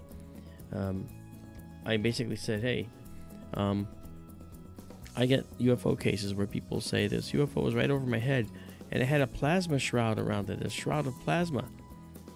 And I said, well, plasma to exist needs to be tens of thousands of degrees. So it most certainly wasn't plasma. And if it was plasma, you would have been, and I use this term too, I said you'd be seared to bacon. Okay, and before you could take your breath, because the air itself would actually be luminescent with the heat. So that's something that you have to understand. Yeah. Cosmic Les is saying, John Bruce in the P&K chat. Yeah. Sit back and relax, man. It's like you make so many demands. Well, he's in my chat too, which is nice, and he said, "Are lunar waves real?" Yeah, they're real in the sense that we know pretty much what causes them. There's the air is not a constant density. There are areas of lower density and higher density. In areas of lower density, there's a lot more. There's actually more movement in the air. All right. In colder air, it's higher density. It's more still. So if you can imagine a jet flying through the sky, and its engines are leaving a path behind them for miles and miles and miles of air that's been heated, and that stays pretty cohesive for a period of time behind the jet. And so long after the jet's gone from your sky, you've got this invisible, if there's no contrail, you've got this invisible wave and lines rather of warmed air.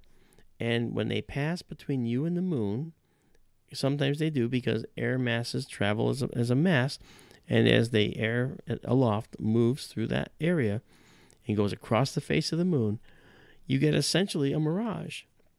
That part of the moon shimmers for just a split second as this line of jet exhaust passes over it. And that's what became the lunar wave. Yeah, and every video I've seen of the lunar wave, quote unquote, has been from people that live really close to airports. That's correct, yeah. That's been the case too. If not, I'm going to say within 40, 50 miles of an airport. So, you can kind of do the math on that one. Yeah. Plus, there's been many videos of people recreating it with just that scenario. Finding, a plane that's flying just under or above or that went through, 2 minutes earlier. Mm-hmm. It's nowhere near the moon. And yet they filmed the moon and then filmed the wave coming across of it. You just have to know. You just have to know the direction that the air mass aloft is moving. And then you could set up to photograph it, and be ready for it. If you know the speed, which you can figure out. And then you can just sit there and do it, And I like that. Progressive Psych asks if we can view the moon in different wavelengths. Yes, you can view the moon however you want to. But no, we are not set up, and it's not, it's more or less to do with the camera than anything. But no, we are not set up to view different wavelengths with this setup. So there you go. Yep. Just amazing. Well, it's okay. I mean, I don't mind people asking those questions. I was answering Cosmic's question too about, well, not question, but he did ask a question about whether I'm using some processing. The image out of the camera is raw, and then what I do is I am processing it slightly by changing the hue a little bit, because I do have a light pollution filter in there right now. Technically I could take it out for the moon, but I like to use it because it kind of it helps bring down the brightness, and sometimes when you bring down the brightness it makes it really a lot more detailed to look at. Then add some post-processing afterwards too to kind of enhance the image enough to look great. Mm-hmm. And I'm just staring at the moon tonight, just seeing what we got, because if something crosses it, we will see it. I've never caught something crossing the moon, and I want to. Yeah, it'd be a great night for it. It would. It would. No, our clouds have disappeared. It doesn't look like you really have any clouds going on over there. A few pass here and there. Yeah. But, with the moon being as bright as it is, it's got to really be some kind of a bright or a heavy, dense cloud bank to totally block out the moon. Right, so really anything near the moon, the only way it's going to be like a dark in color if it's a dark color object, correct? Besides, if it's a lighter color object, it would almost be illuminated, you would think. Well, no. I mean, here's the thing: the moon is bright. So if a object passes between you and the moon, and it's not as bright as the moon, it's going to look dark. Okay, and so for instance, a Mylar balloon passing between us and the moon would look like a black round thing.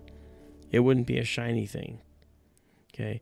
Again, the camera is set up to have a normal exposure for the moon.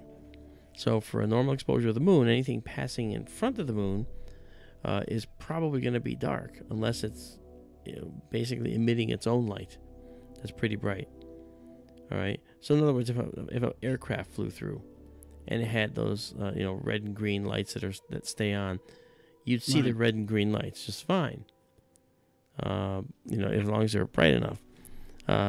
But the other lights you might see only briefly, but you'd see them in front of the moon because they are as bright or brighter than the full moon. I'll tell you what, Mark, you want to answer a question that we get 1,000 times, but if you want to answer it again. Sure. Cork asked, if there are 30,000 satellites, why don't we see hundreds crossing the moon? Actually, Cork, there's a lot more than 30,000 satellites. If you want to count a satellite as an object in orbit around the Earth, we're approaching 1 million objects, actually. So your question now takes on even more importance, right? And more significance. The answer is many of those objects are very small. And there may be 30,000 satellites that are of relatively good size, but only 3,800 active ones, maybe about 4,000 active ones. And so of those, they have to be just on the right trajectory.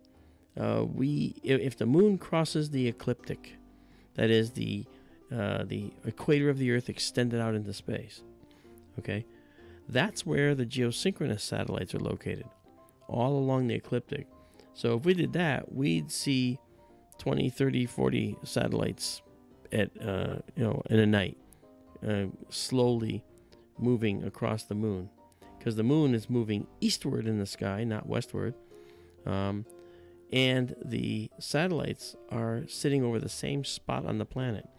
So as the Earth rotates from west toward the east, okay, we are rotating out from under the stars, but the satellites that are geosynchronous are over the same spot on the Earth. They also travel across the Earth from west to east and follow the rotation of the Earth. Now, when that happens, we see that the satellites, if they're on the moon, we'd see that they would be like a little dark spot traveling across the moon very slowly. Because the moon is moving. You can actually watch the moon move against the stars. During the lunar eclipse, we actually watched the occultation of several stars with the moon.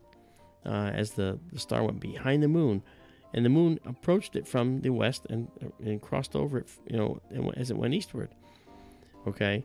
Because the moon is moving east in the sky. That's why it rises later and later each night. Because it rises farther in the east each night. All right? And so that said, when you have that many satellites up there, the only way you're going to see a lot of them is if the moon happens to be passing through an area where there's a lot of satellites that cross that particular location. But keep in mind that as big as the moon is on our screen right now, okay, take a look. Let's see now. Take a look at Dome Cam 2 over here. All right, Dome Cam 2 over here. There's the moon. That little white dot you see in the right side on my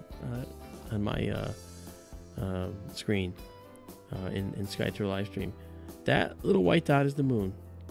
All right, and we're looking out over the end of the telescope. Okay, that little tiny white dot is how big it is in the sky. So the chances of a satellite actually crossing that isn't really that high, unless you get to the celestial equator with the moon. Then it's less than half a degree. Yeah, the moon is like a half a degree in you literally see the supermoon through a drinking straw. You can try it. You can go outside, look through a drinking straw, and you can see the entire moon with room to spare. It's just, it's a very small area of sky we're looking at. Yeah, and you're asking a satellite to go through that very small area of sky. Any satellites that are around 250 miles up, of which there's some, like the ISS, they would go through the view, and they'd go through quite quickly, all right? But they could be also orbiters that are polar orbiting. Most of them are west to east orbiters, but some of them are or east to west orbiters, and most of those are actually going to be in that kind of an orbit. To change orbits to go like north to south is actually quite energy consuming. They have to actually readjust and realign the rockets, and it's actually not easy to do that. Not easy at all. But they do it, and we see it happen. You'll notice I keep having to move toward the east as the night goes on. I tell you what, Paul's got that alignment on lock tonight, man. Yeah. That thing ain't moving out of frame for nothing. Well, you know what? I actually have, here, here's my tracking controls here. I can take the track there. And I also can set the tracking to be lunar tracking as well. But I don't bother because I just like being able to move the telescope around and do it. It's very nice. I'll tell you what, we're going to wrap up here at 11:15 on P&K. That way Paul can get some sleep for work tomorrow. Okay. And you can get some sleep. That's another 15 minutes. I might just stay and hang out with you. Okay, well, I'll probably go to 11:30. Although my battery out there is at 14%. I can swap the battery, but I think when the battery drops down, I'll call it. Yeah. So we're going to do that whenever. Yeah. This is a direct message from Paul. This is what he says. I asked him what time he wanted to wrap. And he says, "You know me, I hate full moons." And he already dropped the camera like an idiot. What, tonight? So he said, it's totally up to me. So he's going to put the others away, and he's going to leave it on this view until we're done. So that's what made us decide 11:15. Okay. So this is the view for the rest of the stream. All right. Well, I've been on the wide angle the whole time. I've actually done a little bit of the, zooming. Like this is a zoomed view. Well, he had 4 scopes out tonight. He drug the big one out just kind of out of the blue just to see if he cool. can get any contrast or anything. But the other ones are all wide field. Yeah. Wow. Aristarchus is pretty bright. Yeah, Aristarchus is glowing down there. Yeah. That's like, I was trying to tell Bill earlier, isn't that like the 4th brightest object in the solar system? Aristarchus? Isn't it like the sun, the moon, then Venus, then Aristarchus, and then Jupiter, and then Mars? I can't imagine Aristarchus is brighter than Jupiter and Mars. You don't think? No. I mean, I thought it was. I know maybe it was in the top 10 or something. I mean, I've never heard that. I've never heard that contest announced. Which one's brighter? Well, you don't listen to stupid stuff like I do. Was that stupid stuff? I have no idea. I just remember hearing it. I remember Aristarchus is pretty bright. One of the brightest things in the solar system anyway. But, I could be wrong. I could be having a brain fart. It is bright, though. I mean, there's no doubt about it. But certainly that bright ejecta is something that stands out for sure. Yeah. And for people in the P&K chat, once again, for the telescope being used, it's right on screen. The bottom left of the screen tells you what telescope is being used. The top left is for the clock to timestamp any objects. You can see right under astroimaginglive.com where the scope is being, placed. It's in Miami, Florida. A lot of the info you guys asked for is actually on screen already. So it's kind of might bypass you if you're staring directly at the moon. It might just go off into your peripheral. But it's there. Okay. Just so you guys know. I want to say in my chat here, I want to say hello to One Happy Guy who lives in Mount Shasta. I want to say hi to Lace McGuinn. And let's see, Wicked Angel. Maybe that stands for Kentucky. I'm not sure, but Wicked Angel's here as well. I want to say hi to you guys as well. They just popped in, said a few things, like hello. And we have Johan D. And the Dog Star, he asked about the Dog Star, or he or she. Isn't the Dog Star supposed to come in and out tonight? Well, actually, that's the star Sirius, and it's to the lower left of Orion. It's out now, but it's not actually something that we're looking at the moment, only because we're watching the moon tonight. But I'll show you where it is in relation to the moon, because I can take the moon, center it up here in the screen, and I can actually bring us to the planetarium program. Well, there's the moon up here, okay? And if we look at where the moon is, okay, and we zoom out a little bit, you'll notice that we have down here, this is Sirius, this is the dog star. And if we put in the constellation lines, this is Sirius, the great dog, and if we add the mythology behind it, you can see the dog. Okay, this is the unicorn, Monoceros. This is Procyon. Okay, Procyon is another dog, and Sirius is the other dog. This is Canis Major, Canis Minor. And those are Orion's hunting dogs, and here is Orion right here. Okay, so that is what that's about. So we have Orion right here. We have Sirius, the dog star, is here. Okay, and then we have the moon up here. All right, the moon is in Leo right now. You can actually see Leo the lion right there. There he is. Okay, and it looks like he's growling at the moon, in fact. So that's kind of cool. And so Leo is actually a location we look at a lot in SkyTour LiveStream, because there's a ton of amazingly beautiful galaxies within Leo, and we tend to look at them, as you can see them here. And there's more than that still, but they get lost with the glare of the moon, and this program dutifully shows that. When the glare goes away, brighter things show up, or fainter things will show up. And Stellarium is a program that any of you guys can have. It's free. It is free. Go download it, and it's pretty fun to play around with. You can go around the solar system, or wherever, and it gives you perspectives from Earth. It's a really neat program. And the other thing too is Stellarium. I'm running a lot of extras on Stellarium, because you can get these extras for it. Don't cost any money, but you'll spend a lot of time downloading all the extras. So I have done that, so that I can show you guys far beyond just a couple of things that we're looking at here. You use it as a scope control too, right? I'm using it to control my telescope, as well as another program. That's this one here that we see so much, the control program. So yeah, and I've got a number of integrated applications that are all working together to bring this to you, and it's fun. I love how you have that set up there. It just looks so awesome. Well, I'm glad, because this is something that I wanted to do for a long time. And here's what I'm going to do, just to show people what we're all about in general. This is the Beehive cluster in the constellation of Cancer. But you don't see it yet. We're on the moon right now. Tell you what, let's go check this out. We'll just hop over there.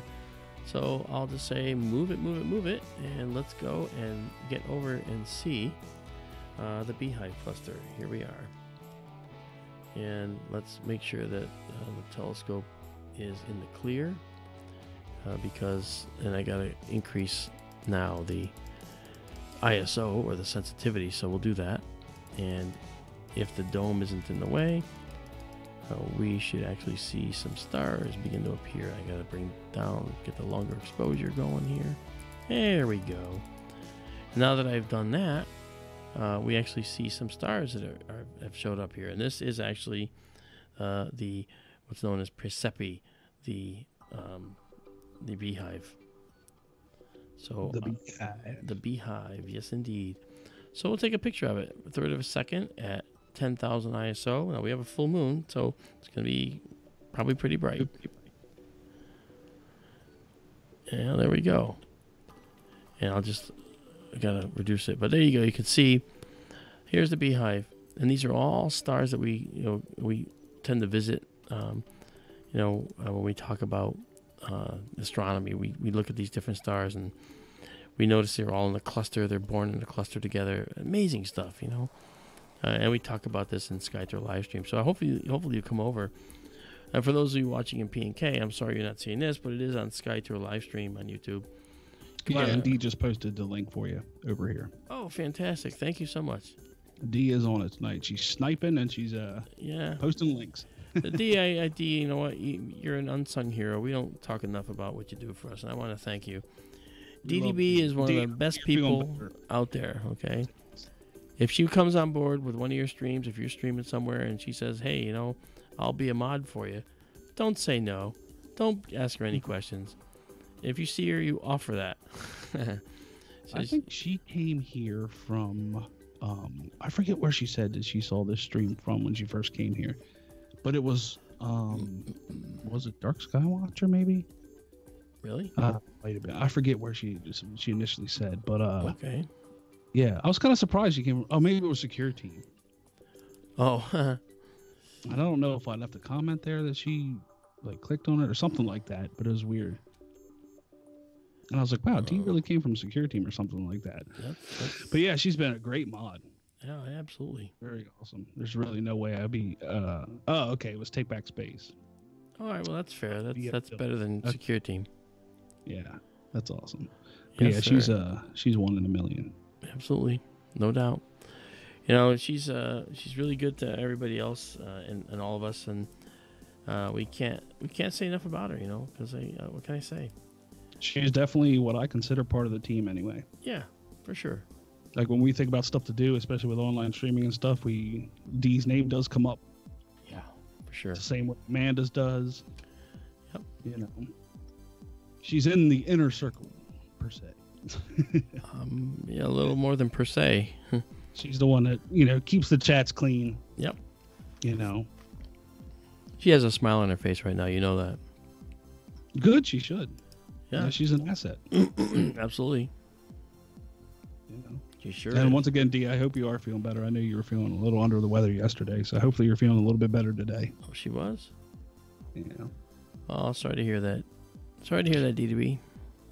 You can get your supplements. Boy, here we go. Infowars.com, prisonplanet.tv. Get our Ultra Vita male supplements. Comes with asbestos. Back hair. Let's see. Get your vitamin regimen. Yeah, get your vitamin regimen. Yeah, it definitely won't turn the frogs gay. Vitamin regimen. We're gonna go. Let's go check out the GoldenEye cluster if we can see it. I want to. Again, I say if we see it because I want to make sure that the telescope can. You can see the stars moving by here. And as Mark is talking, I'm gonna start wrapping up things on this end. So don't pay no attention to what's going on over here, Mark. But I will tell you guys bye for now on the mic anyway. Okay. We're going to start wrapping up here. And if you guys want to continue the fun, head on over to Mark's channel. I'm sure D will post that link once again for you. He said it'll be going to 11:30 or so, or until the battery runs out. I guess whichever comes first, Mark. Yeah, we're at 10% now, so we should get a few more minutes. Okay. So yeah, if you want to continue the party, we're going to wrap it up so Paul can get some sleep tonight. And we might take tomorrow night off just because it's going to be a full moon again. Depends on what's going on. Then we'll have 2 or 3 streams again on the waning side of things before we knock off the moon cycle. And then we're back into the infrared once again with all the new stuff that has arrived in the last 2 weeks. Ooh. Trying to get that thing perfected and up and running for everybody. So once again, P&K people, thank you very much. And we'll see you, if not tomorrow night, the night after. Awesome. So, and hope to see folks from P&K Science. Come on over and say hi in SkyTour LiveStream. We'd love to have you. Jump over to Mark's. And we'll just continue talking between us. I just wanted to make sure to get that out before we wrap it up. Okay. So you're... wow, as you guys went ham, 301 likes. What's Jeez that? Louise. Thank you very much, people. You got 301 likes? 301 likes. Wow, Jeez. Fantastic. Fantastic.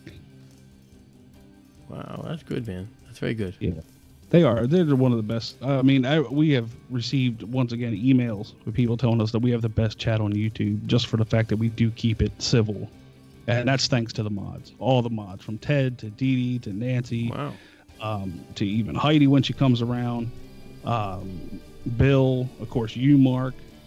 You know. Yeah, I like once in a while. Can enjoy it. You know. Yeah. We don't let it get too out of control. You know, there's 2 things that definitely can get you banned right out the bat, which is racism or threats. Besides that, you know, it's up to individual moderators, but they know the deal, and they've been doing it a long time, and it's because of them that the chat remains civil. Yeah. You know, we can have our nights like everybody else that gets bombarded with, you know, trolls, but, you know, they do a real good job of keeping the place clean for everybody. Sure. So, thank you, mods. They do great. They do a fantastic job. Yeah, we have a lot of the same mods. Yeah, we do. In fact, that was sort of intentional. Yep. Yeah, which is great. Let's go just to let you know, Mark, you're officially off screen at P&K. Okay. I just took your thing off. So anybody who wants to check Mark out, go ahead and jump over to his channel. He'll be there until the battery goes dead, or they can still hear you. Which one? Whatever one comes first. All right, cool. Yeah, well, the battery will be dead very soon. That's okay, because I do have some clouds coming in that I've noticed that I can see. The clouds don't show up in my planetarium program, unfortunately. Are you supposed to get any of the snow? I mean, they're calling for us to start Wednesday, and they're talking like 3 to 6 inches for us here in PA. Baloney. I'm not sure if it's going to get that far north to actually reach you. It might go off the coast by then. Maybe, but you know, usually I get hammered with stuff that hits you. Yeah, I think this one's mostly coming from west to east. That's what I'm saying. I don't think it's actually going to, like, another low is going to form off the coast or anything like that, or it come up the coast. I think it's just going straight off. Okay. To the east, but you never know. You might get some. Yeah, just what we need. All right, everybody at P&K, well, thank you very much. And once again, we're all jumping over to Mark's channel. So I'll close this down, and we'll let Paul get some Z's, and we'll be over at Mark's until he's done. Awesome. Everybody go ahead and jump on over there. Thanks for joining me over here. And the party continues. Exactly. Back to Mark's we go. Very good, very good. Enjoy it. Come along, one and all. Yeah. Fade to black. Well, I still have you up on here. The stream is officially off. Oh, you're off on P&K. Turn the volume down.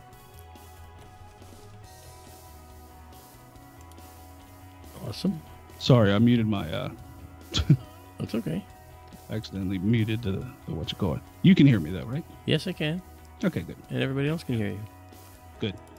I'm bringing my values down now because I moved the telescope out there in telescope land out front. I moved it to the moon. So we're gonna be at 50 ASA. You know what I wanted to ask you, Mark? I'm going what is it? Not this week, but next week. I think it's the 26th. I'm going to the graphic design place, and you think I should have them make up a Astro Imaging Live graphic while I'm there? Oh, why not? Why not? So? Just have it professionally done? Sure. And they can give us all the transparent images and all the different sizes and sure, all that stuff, and banners and stuff that we can put on that. Yeah, that sounds like a grand idea. Okay. And that's a little sneak peek for everybody at Mark Stream that, P&K is getting the graphics done. So we'll have a new graphic soon. At Infowars.com. Infowars.com. PrisonPlanet.tv.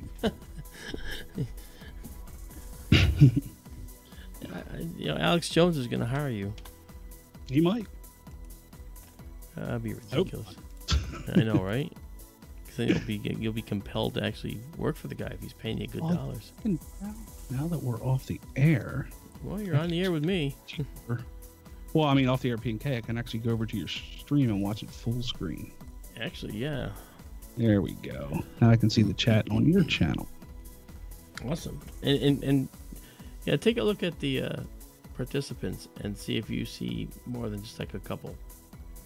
For the participant list for Mark's channel, I have Tana and Cosmic Lettuce, Cryptic Warrior, D. Smith, Do W, Fractal Empathic, Graffiti Forensics, John Bruce, Lace McGinn, Laura Newbert, Michael G, Pamela Cheney, Papa Tom, Progressive Psych, Raymond B, Tom D, and Wicked Angel KY.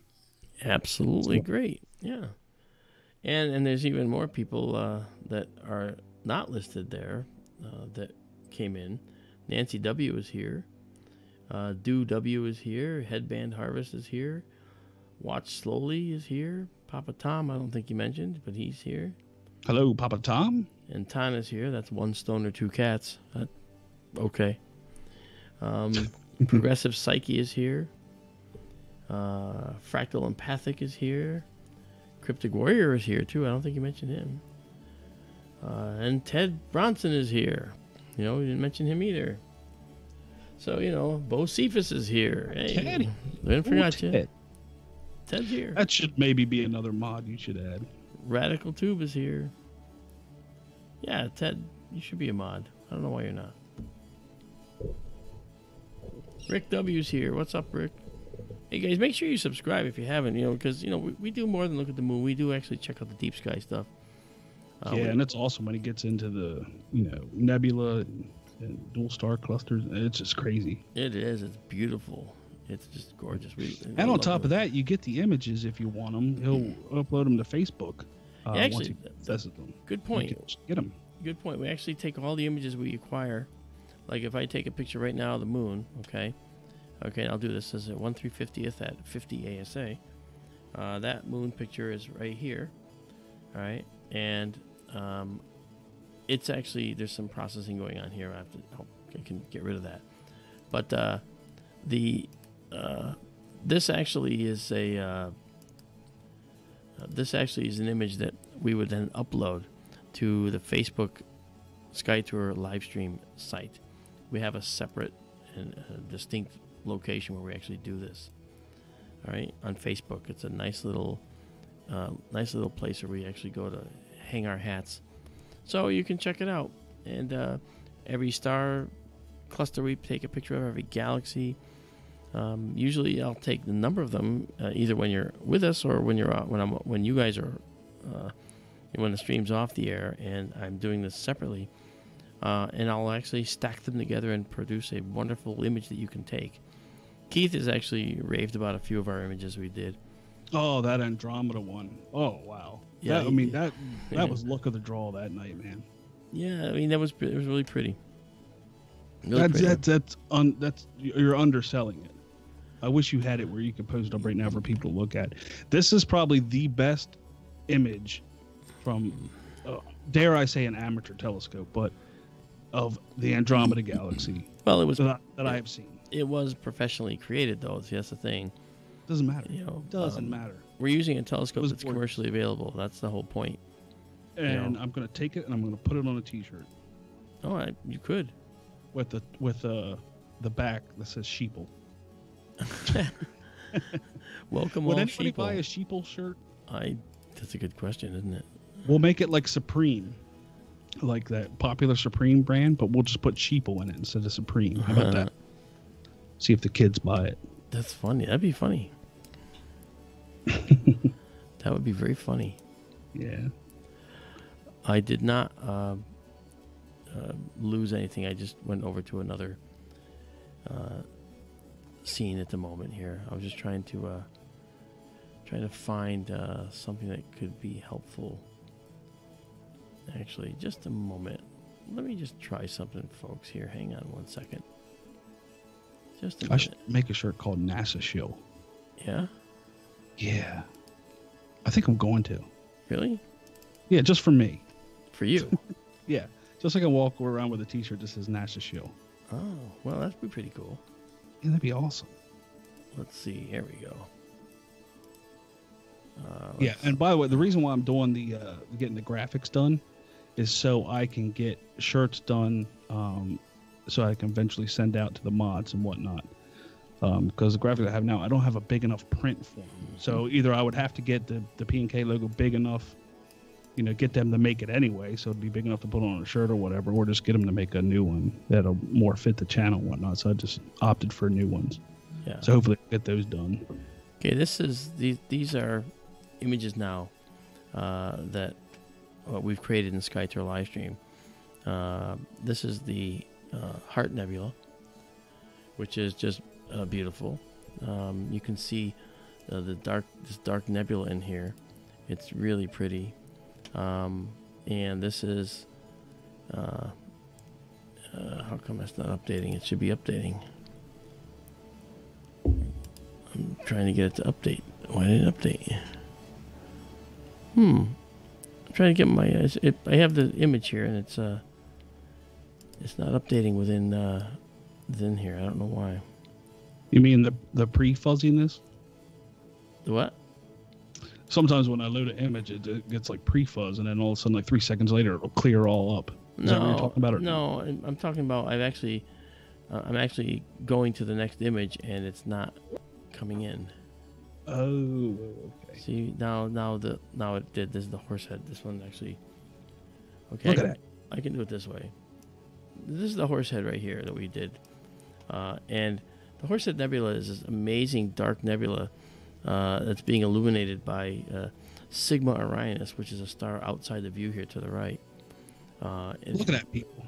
It's insane. It's cool, you know. And then this is that Heart Nebula I told you about. Horsehead. This is there's a let me see if I can get it to show up here. I'll tell you what, if I had a good printer, yeah, I'd be printing like all these photos out just to keep in a book. Oh, they're gorgeous. You know, this is the Pac-Man Nebula. Okay. Unfortunately, I don't think a printer would really capture it unless it was a really good printer. Oh, that's a good question. I'm not sure. Like, you're not going to use an inkjet and get this to print out nice. Well, you know, probably not. Definitely have to be a laser jet of some sort. Yeah, you're right. And I don't think it's going to be all that good. Yeah, let me try something here. Just going to try and do a reset here of the screen. I wonder if I sent that There we Andromeda pic to like Canvas Prints or somebody, whether they could reproduce it on like a big canvas or not. I don't doubt they could. You think so? Because I know they do retouching and whatnot. Yeah. And I think something like that. I know they need a certain size picture. But I told you before, like some of these photos that you do, once I get the studio done and built, I want to have a bunch of these pictures on the walls, like big photos. Sure. And I'd love to put some of these on there. Yeah, well, this guy is what we call the Pac-Man Nebula. It's a very interesting area. It's powered by these stars here, dark nebula in here, and you can see in particular. Here's the kind of thing that I love to see. I'll be right back, Mark. Yeah, no worries. Look at this. This is an area where you can actually see the three-dimensionality of this illuminated area, and then you see this dark spot behind it. You know, this is something that we took a photograph of. Like I said, this was SkyTour LiveStream from a few months ago. All right, and now one of the next ones is the Trifid Nebula. This is in Sagittarius. It's a summertime sky object. Again, something we just did very quickly.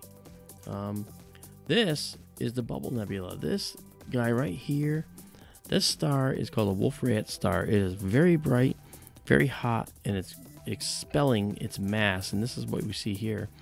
And it's pushing out into the space around the star, and it's encountering resistance here with this nebula over here, and so it's bunching up. It's not bunching up over here, but it does exist over here. You can kind of see a little bit of it. You know, it's a spherical bubble that's being blown off of this star. Really cool and very neat. You know, so then this is another Wolf-Rayet star, which is located somewhere around here, and it's blowing this massive bubble as well. And this the Wolf-Rayet stars again are very hot, and they radiate mostly in the infrared in times, and they actually are very, very massive stars. So they expel most of their hydrogen envelope, the gas that makes a star, and they burn and they fuse helium into carbon kind of in their centers. And this stuff here just gets blown out and then ionized by the hot ultraviolet energy. So it's really incredible. We took all these photos. These are all photos we took in SkyTour LiveStream. Do you have that Andromeda photo? Like, yeah, it's coming. Yeah, it's coming. Nice. This is Hubble's Variable Nebula. See this? It's crazy. Now, Hubble's Variable Nebula is a nebula that varies in brightness. And in this image right here, for those that have been following it, we've been taking pictures of Hubble's Variable Nebula. And you can see that this area in Hubble's Variable Nebula, I'm just getting it close. This area right here, in the latest photos we've taken of it, is bright white. This is all white in here. So clearly, what's making this change in brightness has been affecting it over a time span that we can actually see. And that's kind of cool. And we can talk about that at some point. I think you'll enjoy that. But so there we go. And then there's another star cluster. It's actually part of something called the Eagle Nebula, which is right here. But you don't have to wait to see the Eagle. I'll show it to you in a minute. This is a beautiful double star. This is Albireo. It's a beautiful B-type star here with a K-type star here. This is orange and this is blue. And they're just two gems right next to each other, separated by several thousand astronomical units. All right, which is like the distance from the Earth to the Sun is 93 million miles. That's an astronomical unit. All right, so that's Albireo. This is the Dumbbell Nebula. This is known as a planetary nebula. And this star right here is a white dwarf. And this is the envelope of gas that was expelled as the star aged and then swelled a red giant stage and then sloughed off its outer layers. The picture looks like it came from Hubble. Well, this I did spend time to do that. Actually, I have a Hubble palette too that I can change the colors to look like the Hubble palette. It's still great. Just the fact that you're able to take that picture and do that. We can. SkyTour LiveStream, it gives us the ability, Not only that, he'll teach you how to do it too. So if you want to do it yourself. Yeah, that's true. That's true. Everything from stacking to taking the photo itself. Sure. I actually explaining do the that a tracking lot. mounts, and you don't need a giant telescope for a lot of stuff. Yeah. This is the Ring Nebula. This is what's known as Messier 57. The central star, again, is a white dwarf and these are its outer layers. The Ring Nebula looks like a ring, but in fact it looks more like a cylinder. It actually goes into the page and out of the page. That's latest research showed that. That's really cool. All right. This is what's called the Little Dumbbell, and this is really cool. This is an M76, and it's another planetary nebula. It has a central star of its own, which is very faint in here, and we actually see that M76 in the night sky. It's fairly faint, but SkyTour LiveStream shows it well. This is the most famous supernova remnant besides the Veil in Cygnus. This is in Taurus. This is Messier 1, the Crab Nebula.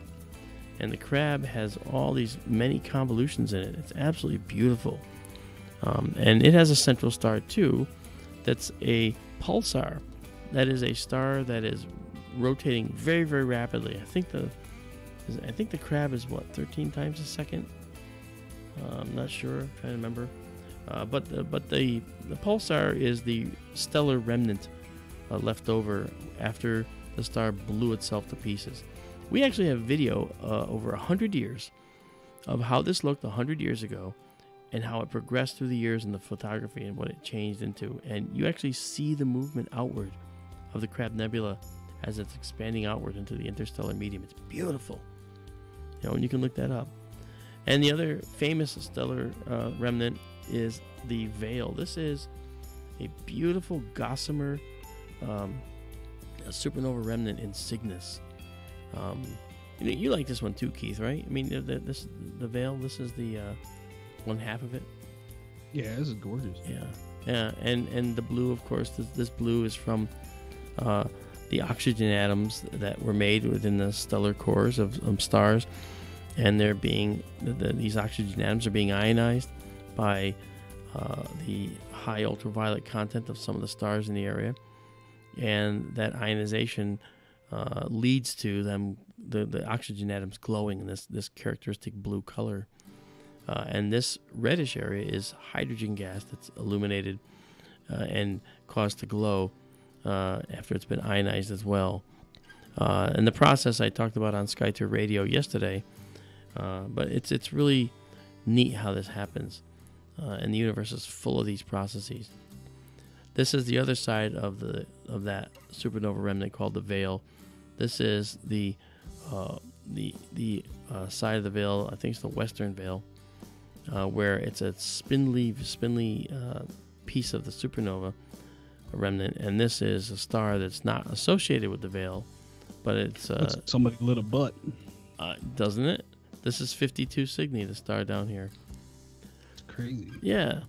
Right. This was Devil's Tower, where Paul and Keith went, actually, and where I've been and a couple times. And this was, believe it or not, this was a 10-second photograph taken at Devil's Tower. Here's the tower, silhouetted against the lights of Gillette, 100 miles away. 100 miles away. Okay. And the Milky Way is just stunning. And it's so bright there, and that's a plane, by the way, that you're looking at right there, that, you know, you can actually see the flashing of the lights on the plane there. It's so dark there that even on Main Street, where there were street lights, you could see the Milky Way through there. This is one of the Andromeda Galaxy photos, not the one you're talking about. This is the one that was taken through our primary instrument, the one that we've been looking at tonight with the moon. But I have another telescope that we use, which is a 5-inch refractor that we mount on the telescope a lot of the time, and that provides us with those wider angle shots. Okay, this is a piggyback shot of the Milky Way directly overhead here. Okay, this is Cygnus, the Swan. Here's the star Deneb. Here's the central star Gamma Cygni. And that Albireo star, that double star I told you about, is down here. And then we have a star here and a star there. And the Veil Nebula that we were talking about, that supernova remnant's right here. You can't really see it too well here, but this was a short exposure. But this is what we were looking at. Right, so now, this is a globular cluster. We have many of these in our galaxy. Amazing. They're called halo objects because they orbit the galaxy any which way they want, from north to south in the galaxy, and horizontally. It's just amazing. This is Messier 33, the Triangulum galaxy shot here. Each of these objects right here, you see they're subtly pink. These are gigantic star formation regions in another galaxy. Okay, you know, millions of light years away, and they're actually star formation regions. This here would be the equivalent of like the Tarantula Nebula here. This one might be actually not that one, but this there's a small one. The small one next to it might be the equivalent of the Orion Nebula here. Okay, so you get an idea. And you can see the blue areas are the right color. Crazy. Yeah, the blue color is young stars, mostly blue. You know, this is another beautiful galaxy. You can actually see how this galaxy is a very, very tight spiral. It's amazing. You know, all right. And this is actually called the Sunflower Galaxy, by the way. All right. This is the beautiful double cluster in Perseus. It's a wintertime constellation, and it's two clusters of stars that formed in the sky, next to each other, and were part of each other, and now they're drifting apart. The nice thing about this is you can see right here this beautiful red star. There's another one over here, and there's one over here. And these are field stars. There's one over here. They're not part of the cluster. They're either ahead or in front of or behind the cluster. The young stars in the cluster, they're all about the same age. So you won't ever find a cluster of stars that has, supergiant stars that are near the end of their lives, along with, young stars, unless it's part of a star-forming region. All right.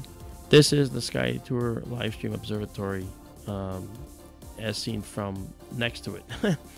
Okay, and it has the 5-inch refractor mounted on it here. So we actually see the main instrument here, the 5-inch telescope, and the open dome. And of course, the Milky Way. So it's a really pretty place to be. Keith, you've been here, so you know. I was totally humbled when we were out there. Oh, no, it's just, this is kind of cool. This is an interesting... Just see that telescope and, like, everything that went into it, and you're like... It's beautiful. That's a lot of fun, Yeah. This photo is interesting because if you recognize this, these are the pillars of creation that the Hubble telescope took. Okay, but these were taken by SkyTour LiveStream, And you can actually see little tiny pieces that are, little tiny emanating rays of material coming off of this. And these are really there. This is the best photograph of the eagle we've ever taken. And I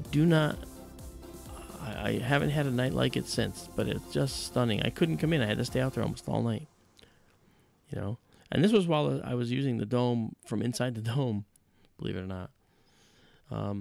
So let's see now. Here's Hubble's Variable Nebula. Remember that last picture we saw? Oops, let me go back to this. In that last picture we saw, remember I told you how this whole center part was dark? Now we're looking, and it's bright here, and there's a dark spot here. That's different from the last photo of the Hubble's Variable Nebula. So you can see that there are things in the universe that actually change. We're going to build a compendium of all the different views of the Hubble's Variable Nebula. And this beauty, of course, is the Lagoon Nebula in Sagittarius. It's gorgeous. It's a star-forming region. The glow is provided by this star over here, which is an O-type star. We have stars that are in order of hottest to coolest that are O, B, A, F, G, K, M. We're a G-type star. An O-type star are among the hottest and biggest in the universe. And so we see this here. This is Dark Nebula. This Dark Nebula, these are areas where we have hydrogen molecules like H2. We also have dust. That's why they're dark. If gas is dark, it's because it's not being ionized like this gas is to glow. But you wouldn't see gas. Gas would be transparent otherwise. This is dark dust.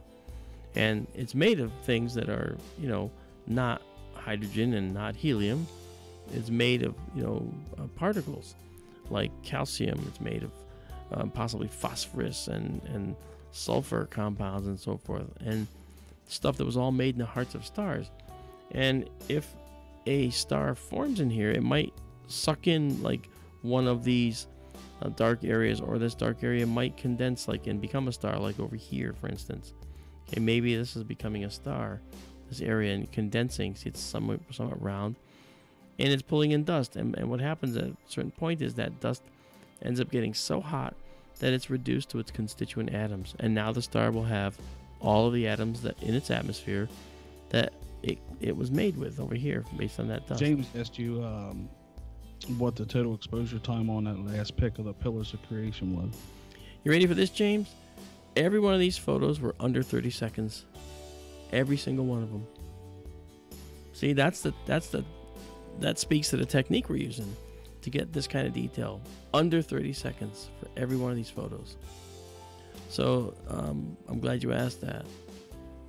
Here's another view of the Crab Nebula, and I made it in real color just so you could see a little bit more. And the stars right there, that's the pulsar in the middle.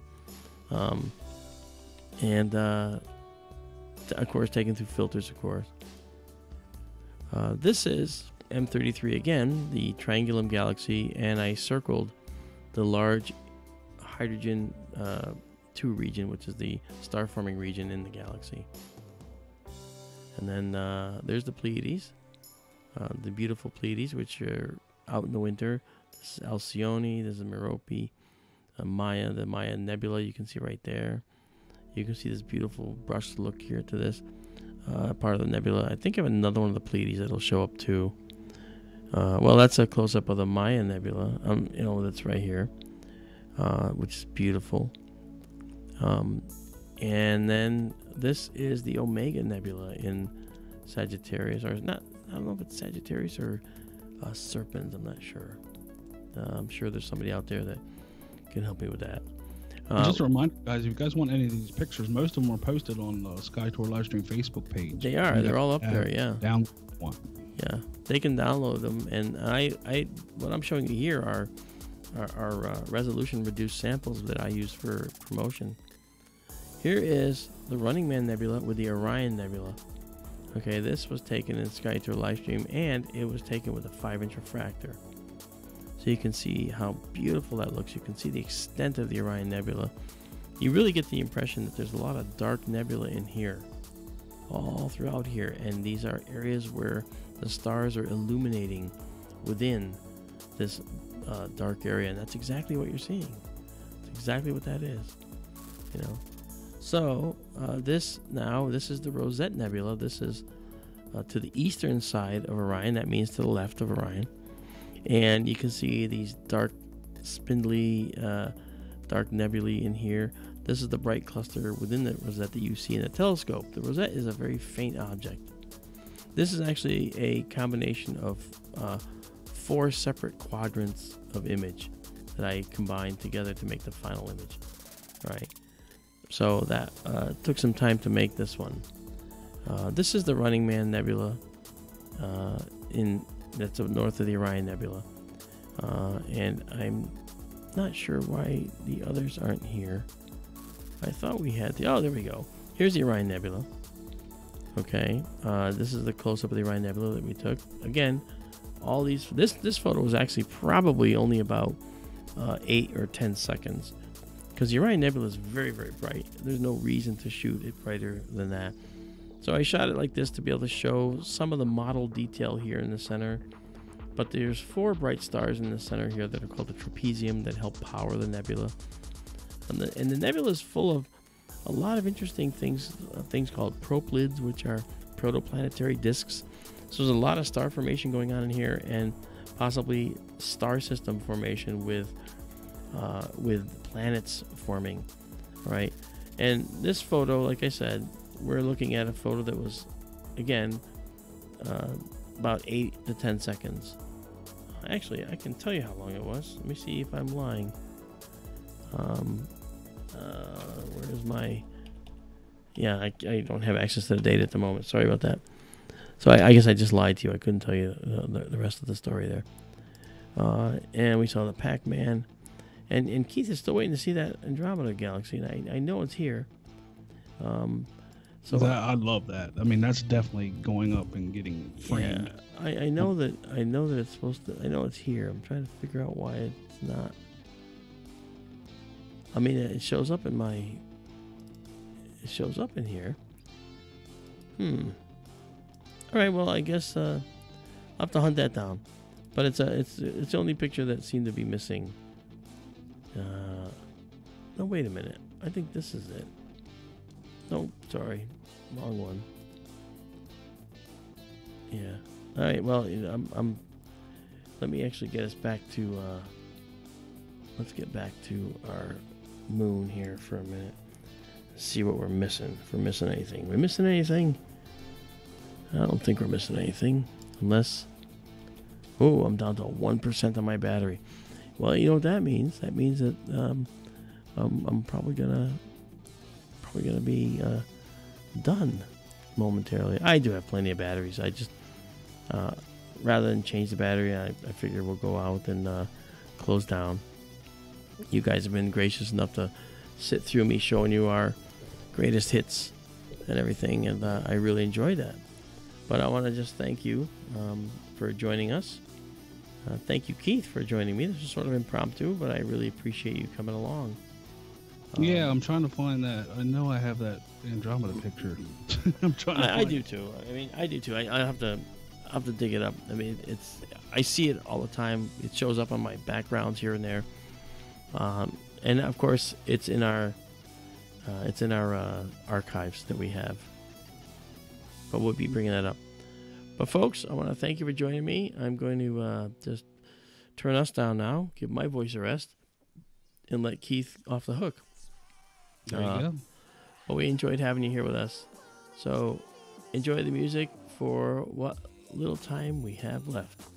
Yeah. So thanks, guys, and we'll see you soon.